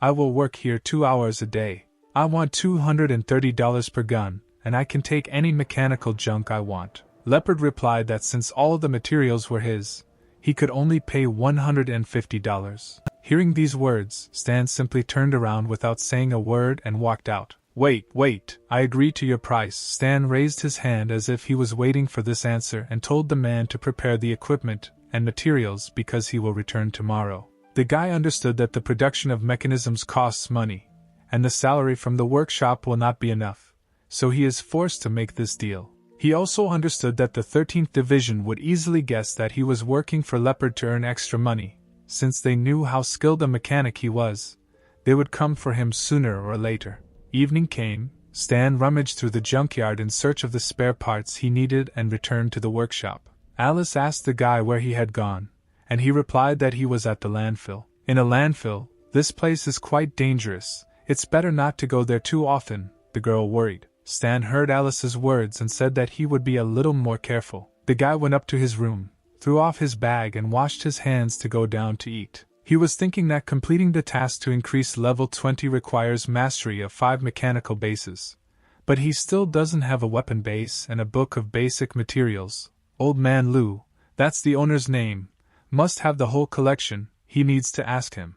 Approaching the table where Alice was sitting with her grandfather, Stan immediately asked him if he could borrow books on mechanics. The old man grumbled, "Don't even think about it. I don't have any books for you. Don't be so stingy. Think of it as an investment in youth and training of a potential employee. You are even bolder than I thought. I will not give them to you in any case." Suddenly, sweet Alice intervened in their conversation, who said that Grandpa was just joking and handed the books to Stan. The guy thanked the girl, and the old man could not believe that his granddaughter was betraying him. A system appeared in front of Stan and asked if he wanted to invest potential points in training the weapons base. The guy confirmed the investment, and the system immediately reported that he had studied 5 mechanical bases of the weapons branch. He also received 2 new skills and a new drawing of a robot ranger. Stan understood that in a battle against the embryo, using others is a common thing. What really matters is his own abilities. Time waits for no one, and he needs to prepare. Night fell and an unknown cloaked figure approached the workshop and said that the target had been located. But he did not take any action. And in the morning Alice said that she had not slept at all and that things were not going well at all because of this. She looked at Stan and asked him what he was doing there. The guy replied that he was just working for fun. "Wow, you are such a hard worker. No wonder you are so good." Suddenly the voice of a man was heard from the street, asking if this was a workshop. Alice immediately jumped up and replied that this was a workshop and asked the man what he needed. He replied that his car had broken down at the intersection and needed to be repaired. The man then looked at Stan with a suspicious look. The guy noticed this, and the man told Alice that the engine was very dirty and it was better for the guy to do this, not for her. Stan, after analyzing the situation, realized that the man had strong and stable feet. He must be trained and most likely from the 13th Division. "Do I look like someone who is afraid to get her hands dirty? What kind of stereotype?" Alice grumbled, puffing out her cheeks. But Stan immediately tried to calm her down, telling her to take this as an opportunity to rest, and he would sort everything out himself. Leaving Alice in the workshop, the guy went out with the man to the car. The suspicious man made a friendly face and asked the guy if he was young and how old he was. "I'm 30, Stan answered firmly and opened the hood of the car. The man continued his questioning by asking what the guy's name was. The hero replied that a stranger should show his respect before asking someone's name. The man did not like the answers. He immediately realized that the guy did not want to make contact with him. Then he said that his name was Carl. Stan put on a straight face and said that it was a good name. But Carl misunderstood him because he was waiting for a cigarette. Stan's rudeness began to strain the man, but he held on with all his might. He handed the guy a cigarette, and then he replied that his name was Stan. Carl smiled when he recognized the guy's name, and assumed that he was not local. He asked where Stan had come from, but at that moment the guy suddenly slammed the hood and said that he had fixed everything. The hydraulic pipe in the car broke, but he got it done. It all cost $9. Okay, you're a pretty bright guy. Where did you study?" "I'm self-taught," Stan answered. There was tension in the air. Carl slowly took out his wallet. He tried to ask again where the guy came from. "I came from the village. Do you expect me to give you a discount if we are from the same place?" Carl took out the money and gave it to the guy. Never getting the answers he needed, Stan said that apparently his wallet was in the deepest pocket he had ever seen. It seemed like Carl was taking forever to get it out. The disappointed stranger silently got into his car and drove away. While he was driving, he dialed someone's number on the phone. Having reached him, he said that preliminary observation showed that the target is a mechanic, whose danger has not been established at the moment. It is only known that the target calls himself Stan. The voice asked what analysis of the target's personality. Carl replied that the guy was rude. All day long the work in the workshop went on as usual, and Alice sent out yet more satisfied clients. She excitedly told Stan that customers keep coming to their store. If this continues, they will soon be able to expand their business. She doesn't understand why. But several customers often ask her about the guy who works here. Stan replied that it was because he was doing a good job and wasn't trying to sell them a membership card. But they are all men, Alice said in surprise and looked at the guy with bewilderment. A little embarrassed, she told Stan not to worry, she would not treat him differently because of this. Upon hearing these words, the guy replied that this was not what she thought. Alice went to continue working and Stan got up from his chair and thought that the girls were completely crazy these days. Returning to his invention, the hero has completed the last element, and now all that remains is to assemble the robot. After a couple of hours, he completed the robot ranger. Its legs were like the tracks of a tank, its torso was made of strong metal, and it had machine guns instead of arms. Stan appreciated his creation and decided that he would call it Ranger 1.0. Suddenly a system appeared in front of him, which notified him of a new strange task. It said that some people were aiming to get a reward for the guy's head. Stan didn't see them, but they were hostile. The guy needed to escape from them. How can there be a pursuit of me if the Western capital is carefully guarded? Was this really something the 13th Division planned to see how strong I was? He accepted the task and began to prepare, by which time it was already getting dark outside. After getting dressed and hiding his invention, Stan told Alice that he needed to go away and wanted to take a day off. The cute girl looked at the guy, who had a cold look as if he was planning something. If you have problems, I can help you, Alice said. Stan reassured her, telling her that he was fine and not to worry about him. The hero left the workshop and headed to the landfill. He was watched by unknown guys who were surprised that this guy was worth $1 million, because he looks like an ordinary person. Then the guys got into the car and followed him, and the observers reported that the Stinging Bee squad was pursuing the target. Having reached the landfill, Stan thought that if they fought in the city, they could harm ordinary people, and this is the place for a fight. He went into Leopard's house and said that he had come for materials. The Mafia told him that it was already dinner time and invited him to join. Stan realized that this was not a proposal, but an order and agreed. The head of the underworld smiled maliciously. A little later at the table, Leopard said that he had spent a huge amount of money to find out who this Stan was, but did not expect that he was an ordinary wanderer who had just arrived in the Western capital. Dinner Stan responded that sometimes sources can lie and the Mafia should think about it. The Leopard ordered the guy, for his own good, to tell him everything he knew about making weapons. He hoped to cooperate with the hero in an amicable way, otherwise he would have to force the information out. Suddenly Stan's face became terrifying and he asked Leopard if he was sure he could handle him. But the head of the bandits didn't even move his mustache, because the guy was just a wanderer and couldn't do anything to him. Stan said that apparently his source did not have all the information about him. He advised Leopard to open the dark side of the internet and see how much they were offering for this mechanic's head. The man grinned. Do you know how many idiots bluffed in front of me like that? The latter did not even receive a funeral. Reaching into his backpack, Stan asked if they were done talking. Suddenly they put a gun to his head, but this did not frighten the guy at all. He was waiting for it. At the same moment, his arm was covered with the mechanical prosthesis that he used when escaping from the laboratory, and he immediately jumped up from his seat. Pointing his hand at one of the bandits, he fired a beam of blue energy. Energy bullets immediately hit the guys with weapons who were guarding the entrance. The Leopard panicked when he saw the mechanism on the guy. What is it? He shouted. The head immediately ordered all the bandits outside to quickly run here and kill the guy. One of the guards didn't understand why they all had to run there. This was just one guy who had to be dealt with by the people inside. But suddenly these bandits were hit by powerful bullets from rifles. It was not Stan, but a civilian organization of mercenaries, a squad of stinging bees who ordered no one to move and then everything would end quickly. But the guy was not going to stop.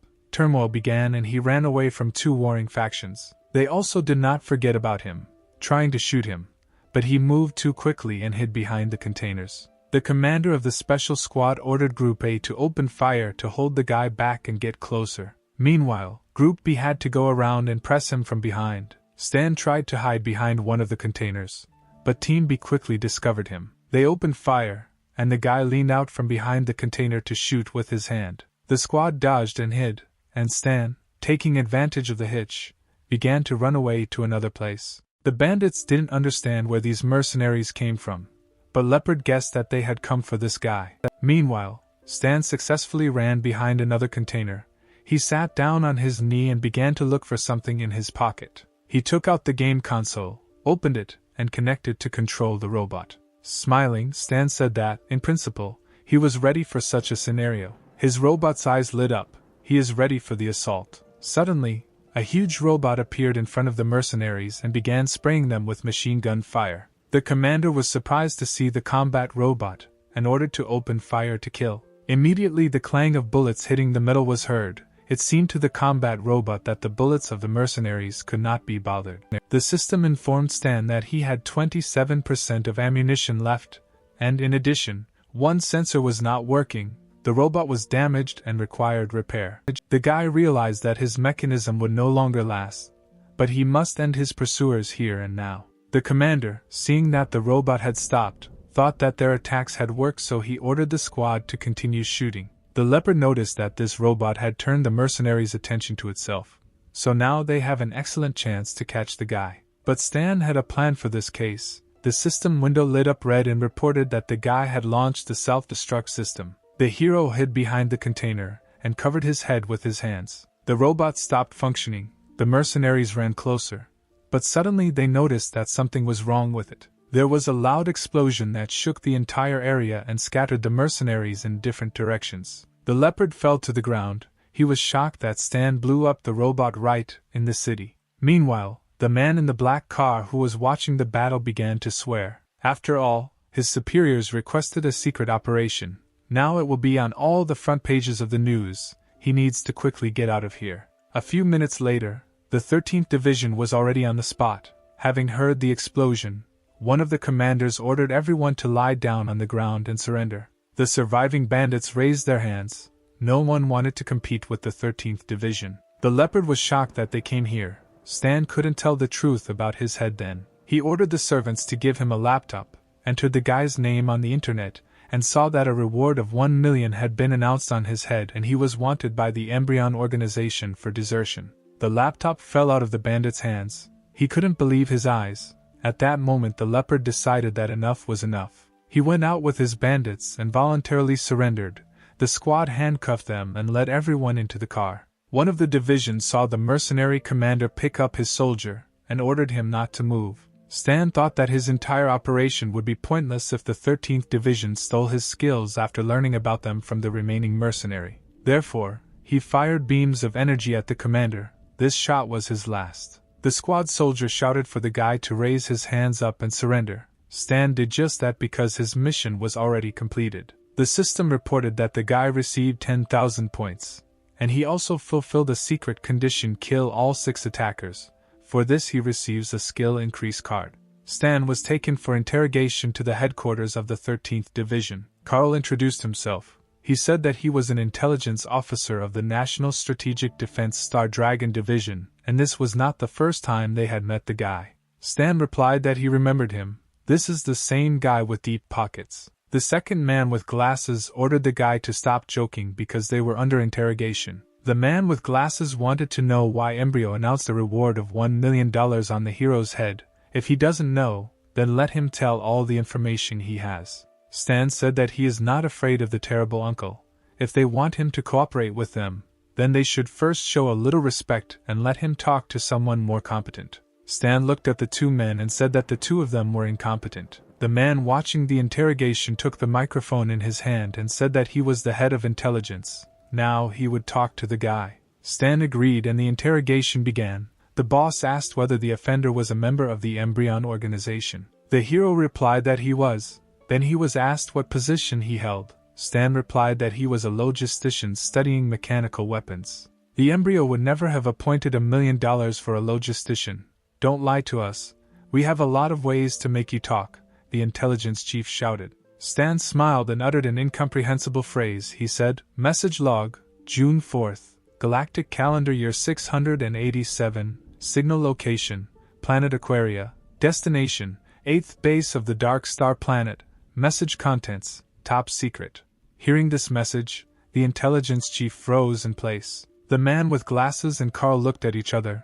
They did not understand anything of what Stan said. After a silent pause, the boss took the microphone in his hands and asked the guy if he was sure of his words. Stan replied that if he had not seen the message with his own eyes, he would not have known about the Dark Star.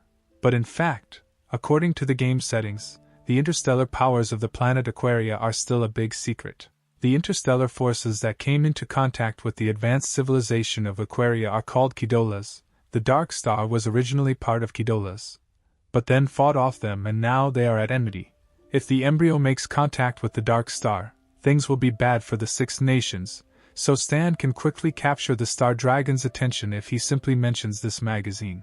The guy asked the boss if they could now move on to discussing their cooperation, and the man answered him in the affirmative. After some time, Stan noted 3 secret embryo bases in the Star Dragon, calling this tip a sign of respect for their cooperation. Do you only know about 3? The boss asked, and the guy replied that this is of course not true. He will wait until they check this information and then discuss the rest. The boss then asked Stan what his terms were, and he replied that he just wanted to work with them on the embryo case. The man said that he had to report their conversation to his superiors, so the guy would have to stay here, to which Stan replied that they should not make him wait long because he only took 1 day off. After some time, the bosses gathered in the office to discuss the situation.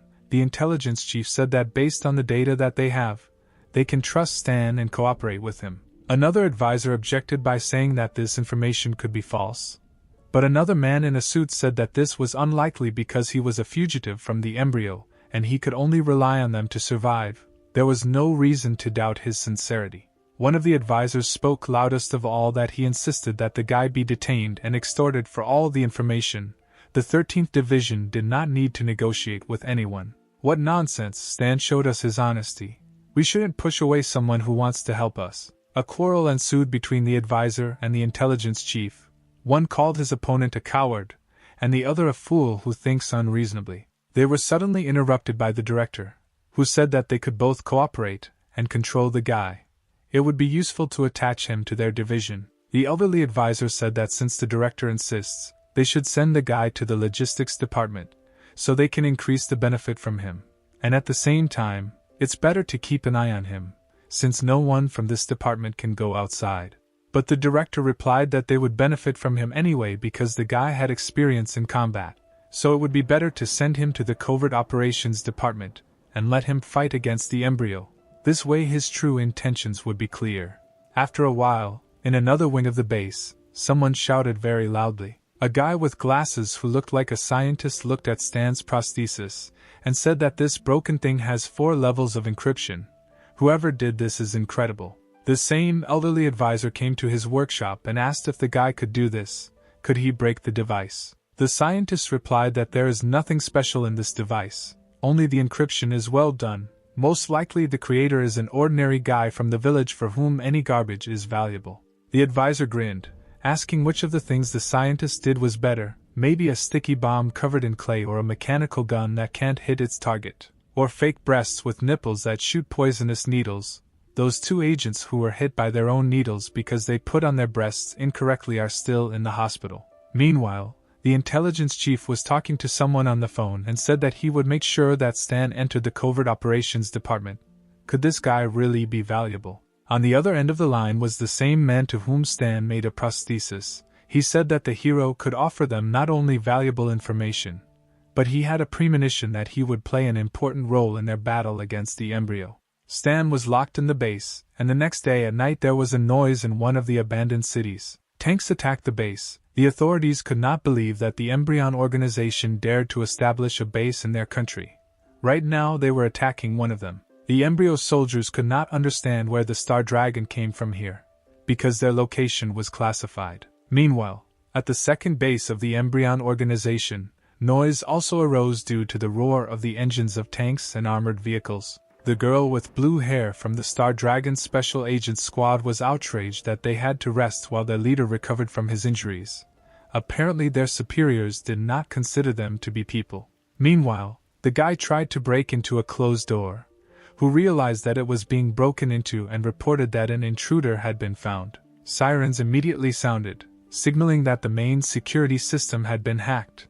All squads should immediately go to the main room. Hearing the sound of approaching soldiers, the girl asked the hacker to hurry up. The guy replied that he had logged in, but he needed 3 minutes, and a squad of fighters would be here in less than 1. The third member of the squad took the bag and said that their commander gave them a new device before the mission.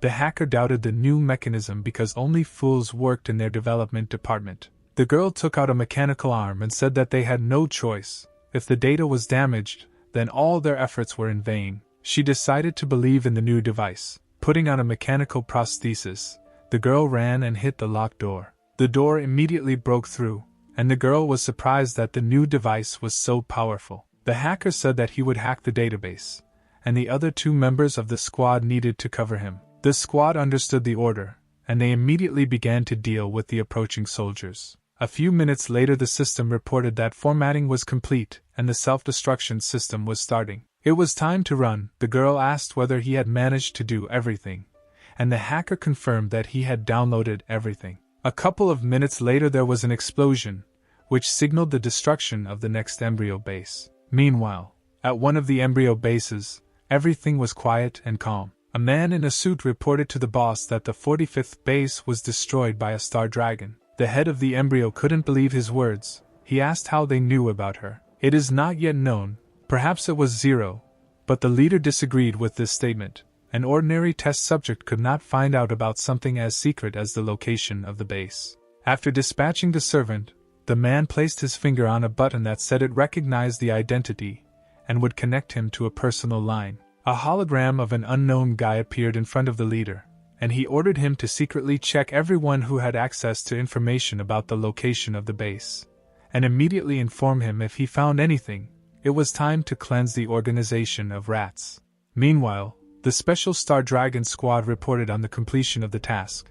The boss praised them because this time they received a lot of valuable information. He also said that they should return the hand to headquarters and asked if they liked the device. The girl with shining eyes answered with enthusiasm that thanks to her they were able to evacuate easily. She wanted to know what kind of genius made her. But unfortunately, the man could not tell this. Then the girl asked if they would get it again, and he replied that it all depended on his superiors. Meanwhile, in the workshop where Stan once studied, one girl could not find a place for herself. Alice was worried that Stan had disappeared 3 days ago.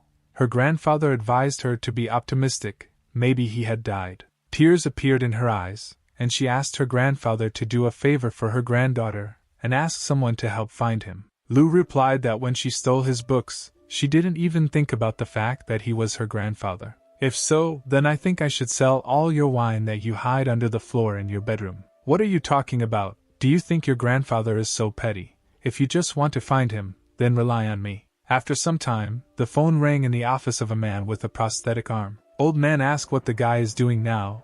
The man replied that everything was fine, he just wanted to work with them, that's all. Okay, send him back or my granddaughter will destroy my wine collection. The man replied that he couldn't because the rules don't allow it. But Lou reminded him that he makes the rules himself and let him send Stan back because he owes him for the last time. Closer to night, a tinted black car drove up to the workshop. The door opened and Stan calmly came out and headed into the workshop. At that same second, the formidable Alice pounced on him and asked where he was. They were actually very worried about him. You're not from this country. Something could have happened to you. We were about to call the police. Where the hell did you go? Stan got a little nervous and said he was just out for a walk. Alice grabbed him by the ear and asked if he could come up with a better excuse. The guy replied that he thought this excuse was not bad. Suddenly Alice calmed down and said that she saw the news on TV yesterday about the shootout at the landfill. She was worried that something had happened to Stan. Stan was surprised that the girl was worried about him. He still needed to call her. Suddenly their conversation was interrupted by the grandfather, who said that he thought that the guy would not return alive. It was a pity that he returned. Alice turned to Stan and said that she would buy him a phone so that they could always be in touch. But Stan suddenly took the phone out of his pocket and said that he already had it. Grandfather, looking at the device, said that it was a phone with a code from the 13th Division and asked if the guy had joined them. Stan replied that he was a very important suspect. The 13th Division gave it to him to track and contact him, so he must carry this phone around the clock. The old man grabbed the guy and said that he was a fool. The 13th Division would not have told him if they wanted to follow. There was no escape from joining the 13th Division, and he needed to leave urgently. But maybe Stan will still consider staying here because he's interested in his granddaughter. Alice immediately became embarrassed and shouted that they had understood everything wrong. Old Man Lou told Stan that he doesn't understand much about the feelings of young people. Not that Alice is a little girl, but the guy needs to try because Grandpa still wants to hold his great-grandchildren in his arms. Listening to these words, the sweet beauty burned with shame. He walked away, leaving them alone, a silent pause and awkwardness reigning in the air. Stan decided to break the silence first, and said that her girlfriend was just joking.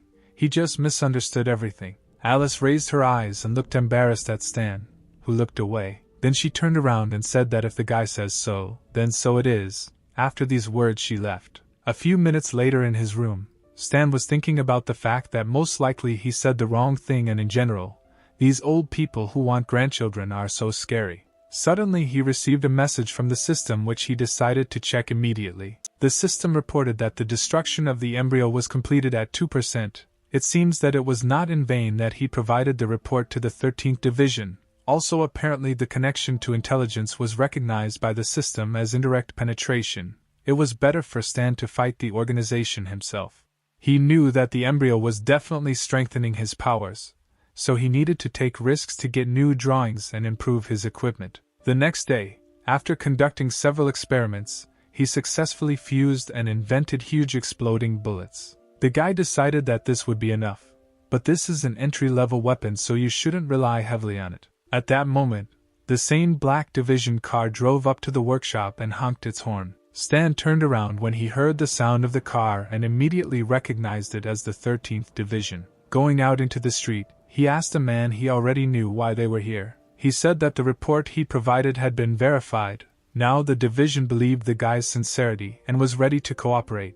The authorities decided to accept Stan into the 13th Division. The organization also decided to send him to the Covert Operations Department. He will be assigned to the squad later. They shook hands and Stan decided that this way he could attack the embryo directly. Meanwhile, Alice sat on the sofa hugging a pillow and thinking about her feelings. She thought that she felt a little respect for the guy, not admiration. But what if Stan really felt something for her? Suddenly a guy appeared in front of her and said that he wanted to talk to her. Alice was frightened by such a sudden appearance and began to apologize because Stan is a good person. But Stan smiled when he saw her reaction and said that their country wanted him to become a civil servant and he couldn't refuse them. But he will help with the workshop whenever he can, because the guy doesn't want the business to disappear. Alice leaned towards the hero and asked him to be careful, and Stan himself promised to help, so if he didn't keep his word, Alice threatened to cut his salary. The guy smiled and agreed with her words. Apparently there was no more misunderstanding between them. Meanwhile, the logistics department in the 13th Division was in full swing. A girl with blue pigtails from a special squad came to the department and asked which of these guys was called Michael. The excellent students raised their eyes and began to look at each other with enthusiasm when they saw such a beauty in their workshop. Michael, who was the lead developer, hesitantly said that it was him and asked what the girl's name was. The girl said that her name is Lilith. She also said that she heard that Michael is one of the best in the logistics department. Coming closer to the guy, the girl asked, "Were you the one who created that mechanical arm? Is there something wrong with her?" "It's not surprising that something is wrong with her. A simpleton like him." "Not at all," Lilith answered. "The fact is that it was very useful to me and I would like to make a personal order." Michael realized that he was in an awkward position and did not know what to answer. Then he was still able to say that it was not he who created it. Lilith immediately became indignant that the guy didn't tell her earlier, and she just wasted her time. The girl angrily left the office, and Michael's comrades began to quietly laugh at him. "Why are you laughing? The new guy will most likely be sent to us, and then I will take good care of him and teach him a couple of lessons." After some time, The same hero appeared in the 13th Star Dragon District in the Secret Operations Department. Lilith was sitting with a special squad. When she saw the guy, she assumed that he was the one whom the director had personally assigned to their squad. The guy introduced himself as Stan and told the guys that he was their new mechanic. The guy in safety glasses with green hair introduces himself as Harry, and he is the hacker of this squad. A taciturn and gloomy guy with a scar on his cheek briefly introduced himself as John. He was a sniper. Lilith asked why the guy needs a mask on his face. Is he really hiding his face because he doesn't trust them? To which Stan replied that his identity is confidential. The girl became thoughtful. A mechanic, a confidential person. It turns out that Stan created that hand. The guy confirmed the girl's guess and asked how she knew. But she quickly approached the guy, put her hand on his shoulder, and immediately asked if he could create another such hand for her. Stan said that he could only if it was at her expense. The girl immediately called him a redneck, and the guy replied that he didn't even know her name. The beauty with blue pigtails introduced herself as Lilith, and she is the close combat of their squad. Stan asked how many of them were in the squad. Lilith said that there were only 4 people. Their captain was now in the hospital and he was a master of fist fighting. Hearing that the captain was in the hospital, the hero assumed that their squad was assigned the most difficult and dangerous missions. But this was not so. Lilith said that he was in the hospital because he was poisoned. Suddenly, their acquaintance was interrupted by the sound of a notification. Hacker Harry immediately sat down at the computer and saw that despite the addition of a newcomer, management gave them a new task. They needed to catch a black spider hiding in the western capital. Lilith recognized this name. It was a bounty hunter who left their agents for the last time by blowing up 2 streets. At that moment a system window appeared in front of Stan with the task of destroying the black spider. John asked when they were leaving. The girl said that there was no need to rush. The intelligence department had already discovered his location. They would leave at night. The detachment went to rest and closer to night, they arrived at the place indicated by reconnaissance. Harry told Stan that since this was his first task, he would monitor the area. The guy would be the eyes and ears of the squad. His task was to report all the information he received. The hero understood his task. It should be easy, but he wanted to kill monsters. The operation began. The squad went to take their positions and Stan watched the situation. Sniper John pointed his rifle at the building. Lilith, ready for battle, said that the building ahead was the hideout of a black spider. He is on the 3rd floor and is most likely very careful, not making a sound. But suddenly Stan said that there was no need for caution because the black spider had already discovered them. Lilith was surprised and asked the guy how he knew this. Meanwhile, a dark figure of a man appeared above the special squad, standing on the roof of the house and watching them. At this moment, fire was immediately opened on the squad, but they were successfully able to evade. Lilith confirmed Stan's words. Now she sees that they really found them. A squad of men in masks and bulletproof vests ran towards them. All of them were armed with machine guns. Harry panicked. For some reason the information from intelligence turned out to be false. The black spider was not alone here. A battle ensued. John and Harry tried to shoot back from the enemies, and Lilith immediately knocked out those who came closer. All this was observed by a spider, who laughed at the fact that the dogs of the 13th Division dared to come here. An impressive big guy with a spider tattoo on his face said that since these kids decided to raise their paws on him, he would tear them off. The criminal ordered his subordinates to kill them, but Lilith called them simply a disgrace. The girl reached for her sword and told the guys that she was leaving these pawns on them, and in the meantime, she will take care of their goal personally. Like a cat, Lilith quickly jumped and covered a huge distance in a couple of seconds. At great speed, she flew towards the criminal, waving her sword, but the spider easily dodged it by simply jumping away. The man told the girl that he respected her courage, but would finish her off quickly. Such impudent confidence angered Lilith. The black spider said goodbye to the beauty and fired a burst at her from a machine gun, but Lilith was still as fast and graceful, as if she were a cat, bending and dodging bullets. The girl quickly landed near the enemy, and the black spider ran out of ammunition. The man had long ago realized that the girl was good in close combat and fist fighting, and the fight would not be easy. Lilith tried to attack him with a sword, but the man defended himself with his machine gun, blocking the attack. The girl immediately realized that her opponent was bad in close combat.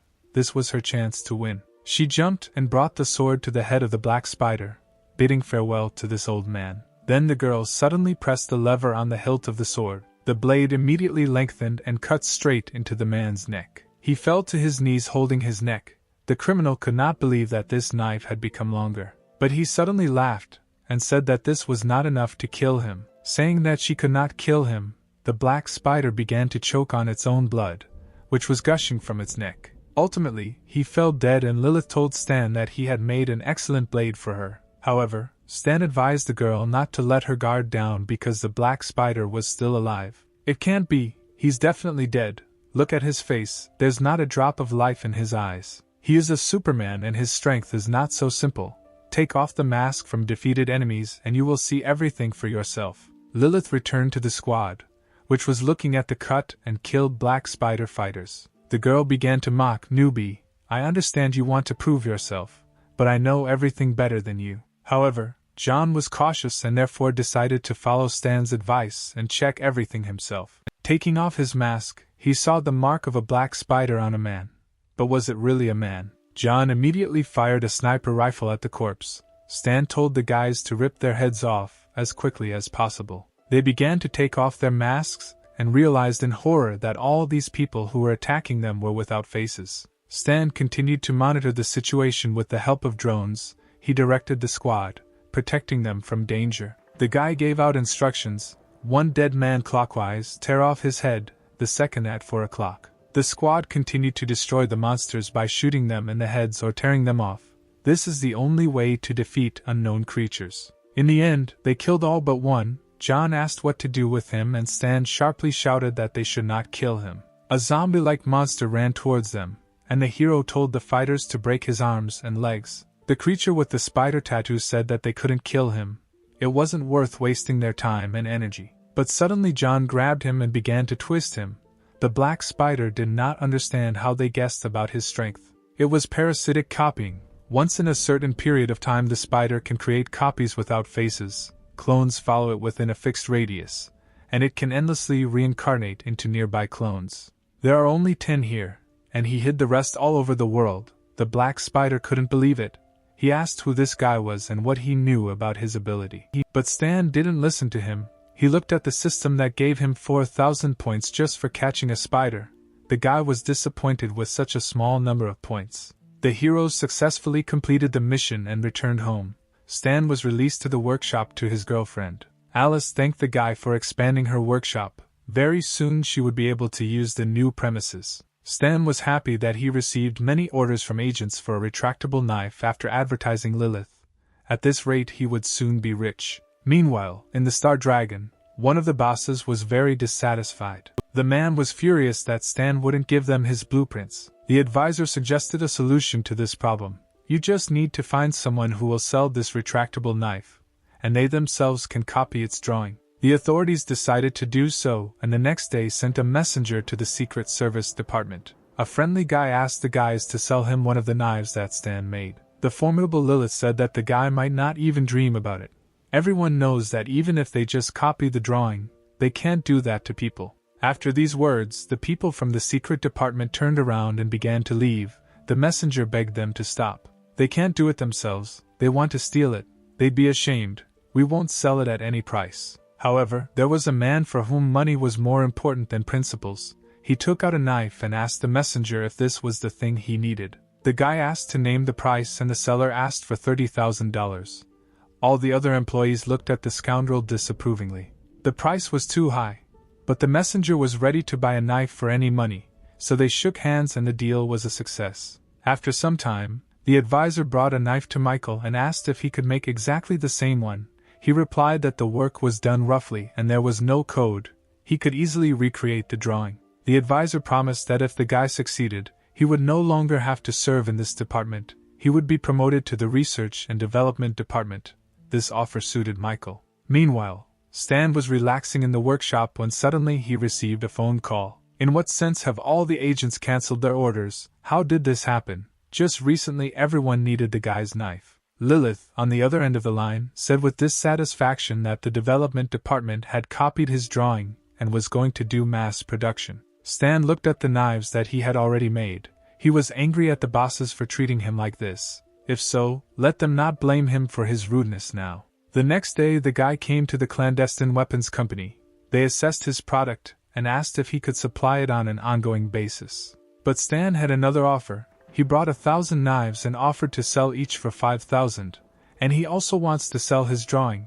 Its price will be $1 million. The aristocrat in the chair was very interested. He asked the guy if he could give up the price and Stan refused. Then the aristocrat agreed. Towards evening, one of the bosses reported that the development department had confirmed its report, and now the drawing of the retractable knife belonged to the director. The director bowed down and told the guy not to rejoice too early. The man thought that these words were said because the director was worried about Stan's reaction. But the guy does not intend to join the 13th Division. He will not do anything to them. Do you really think so? The director said and began to take out an envelope from under the folders. Well, of course, I think so, the head of research answered and began to gradually doubt his answers. Is that why you took advantage of your opportunities and resold weapons to the division? I'm extremely disappointed with you, the director said and handed him the envelope with the report. After this moment, checks began at the research headquarters. The entire department was buzzing. Everyone was alarmed. The workers discussed the recent inspections of the research director. They said that he was illegally resell weapons. The second worker did not believe this, and said that most likely it was Stan who framed the director. Apparently the guy gained the support of the top. After these words the guys fell silent because Stan himself was coming here. He walked with the director, who was very friendly with him. The employees did not understand why even the executive director was so polite to him. Meanwhile, the director took the guy into the office to introduce him to someone. When the guy saw who called him, he was slightly surprised. This was the same man for whom he made a prosthesis in the workshop. The old man asked if the guy was surprised by such a meeting, but Stan initially knew who this old man was. So it was time for acting. The guy asked the man who he was. He said that he was just taking an active part in the life of the 13th Division. He had no need to worry. The old man wanted to know how they could solve the current problem. Stan immediately realized what was going on and demanded compensation for the damage caused to him. You made money by selling a drawing, but I was searched. Isn't that enough compensation? Stan slammed his hand on the table in anger. If you hadn't stolen my drawing, I would have earned more. It was my job from the very beginning, and you still dare call it compensation. If you tried to buy it from me, maybe I would have sold the division drawing. You just had to ask. The executive director offers to listen to Stan's terms, and they hope that this will not happen again in the future. The guy said that his condition would be that he wants to look at the knowledge of advanced mechanical engineering. The proposal alarmed the old man, but he did not say a word. Stan understood that this was a great chance. The 6 nations and the embryo had different records. Only reliable and trusted people had access to them. This is definitely his future success. If he fails now, he will have to take too long to get the security clearance. Okay, I allow it, the old man said, having thought about the guy's words. Here it is, access to the next stage. Stan was happy to hear the man's words. Wait, I'm against it, said the research director. Advanced knowledge requires level 5 clearance. It's against the rules. He just wants to look at them. Give him 1 hour, during which time nothing will happen to them. This is how their dispute was resolved, and soon the guy was sent to the underground headquarters of the 13th Division. Stan, along with the old man and the executive director, stood at the entrance. Before entering, the director said that he had to read out the rules. The surveillance is carried out around the clock. The guy doesn't even have to try to do anything. The entrance will automatically close in an hour. But this was enough because Stan only needed to look for a couple of minutes in order to learn. The doors opened and the guy walked up to a huge computer. After digging through the system, he found advanced weapon knowledge. The Star Dragon only has 1 advanced material, but it is very good. The system reported that advanced knowledge and synthesis of advanced material had been discovered and offered to study 2 talents. Stan confirmed the study, and the system said that we need to wait a little. A couple of minutes later she reported success. The advanced mission was completed and now the guy can choose one of 3 options: Cannon Master, Mechanic, Mechanical Fighter. The guy, of course, chose a mechanic because in his past life he was the best. At that moment the hero felt his whole body filled with energy. The director didn't understand why the guy smiled so much when reading knowledge about mechanics. The system, meanwhile, reported that the guy's energy attribute had changed to magnetism. A new specialization had been learned, geometric thinking, and new skills had been acquired: energy training technique, immediate mechanical proximity, gliding, and titanium alloy. Now Stan's rank was Class E, superhuman. He had finally taken a step towards his superiority.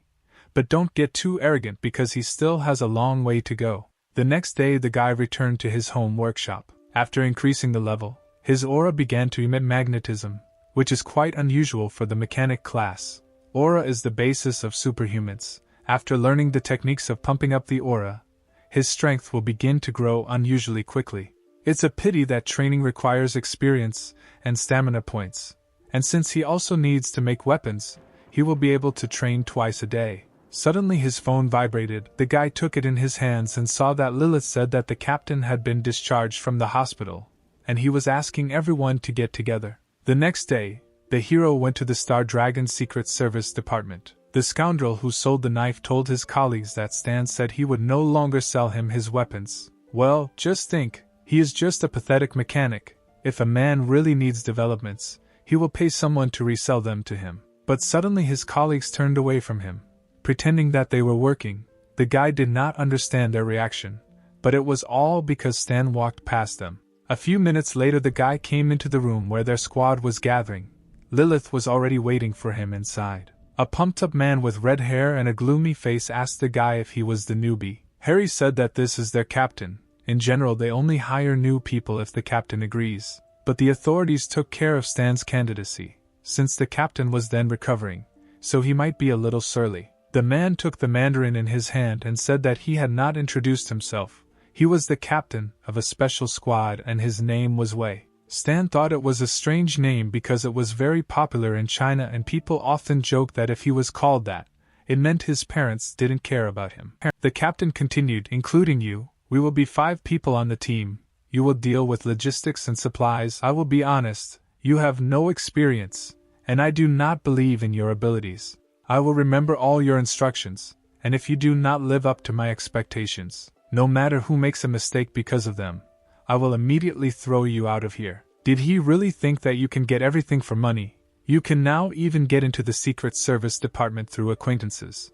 No one thinks about the safety of his subordinates at all. The sullen captain left, and Stan was upset that he was simply perceived as a person with a bunch of connections. Suddenly a notification came on the laptop and Harry noticed it. He sat down to check what was there and said that they had an urgent mission. The authorities wanted them to leave immediately. The captain asked what had happened and Harry said that a squad of the division had been ambushed while preparing to launch a surprise attack on Embryo's base, and they were being asked to provide immediate support. Harry will tell you about the rest of the details on the plane, but now it's time to move out. Suddenly the commander ordered Harry to take care of the rear and Stan would have to learn from him since he was still a newbie. Change is difficult to deal with, so the guy will have to fight for his place in the sun to become useful. Stan only indifferently said that he understood the order, which surprised Harry. The squad walked forward, but suddenly Stan put his hand on Lilith's shoulder and asked them to stop. He opened the box containing the red bullets and asked them to take it as a friendly gift. Are these new developments? Lilith asked enthusiastically and began to examine the bullets. Stan confirmed her guess, but asked not to use them too much for now. The system notified the guy about the start of a Class E mission. He needs to help a secret operations squad pursued by the enemy. His role is to help the team complete the mission. Reward, 8,000 experience points. Harry decided to support the guy and said that their captain was not at all against him, or anything like that. There was no need to take his words to heart. Meanwhile, military vehicles were driving at full speed in the desert. One of the members of the 13th Division looked into the broken mirror and saw how the chase continued after them. Where were the reinforcements? But a special squad was already moving forward. John and an unknown person in an iron suit jumped from the helicopter. The special squad landed successfully, and the robot's voice told the soldier to calm down. Wei pressed a button and his Iron Man suit mask opened. No need to worry. Help has already arrived.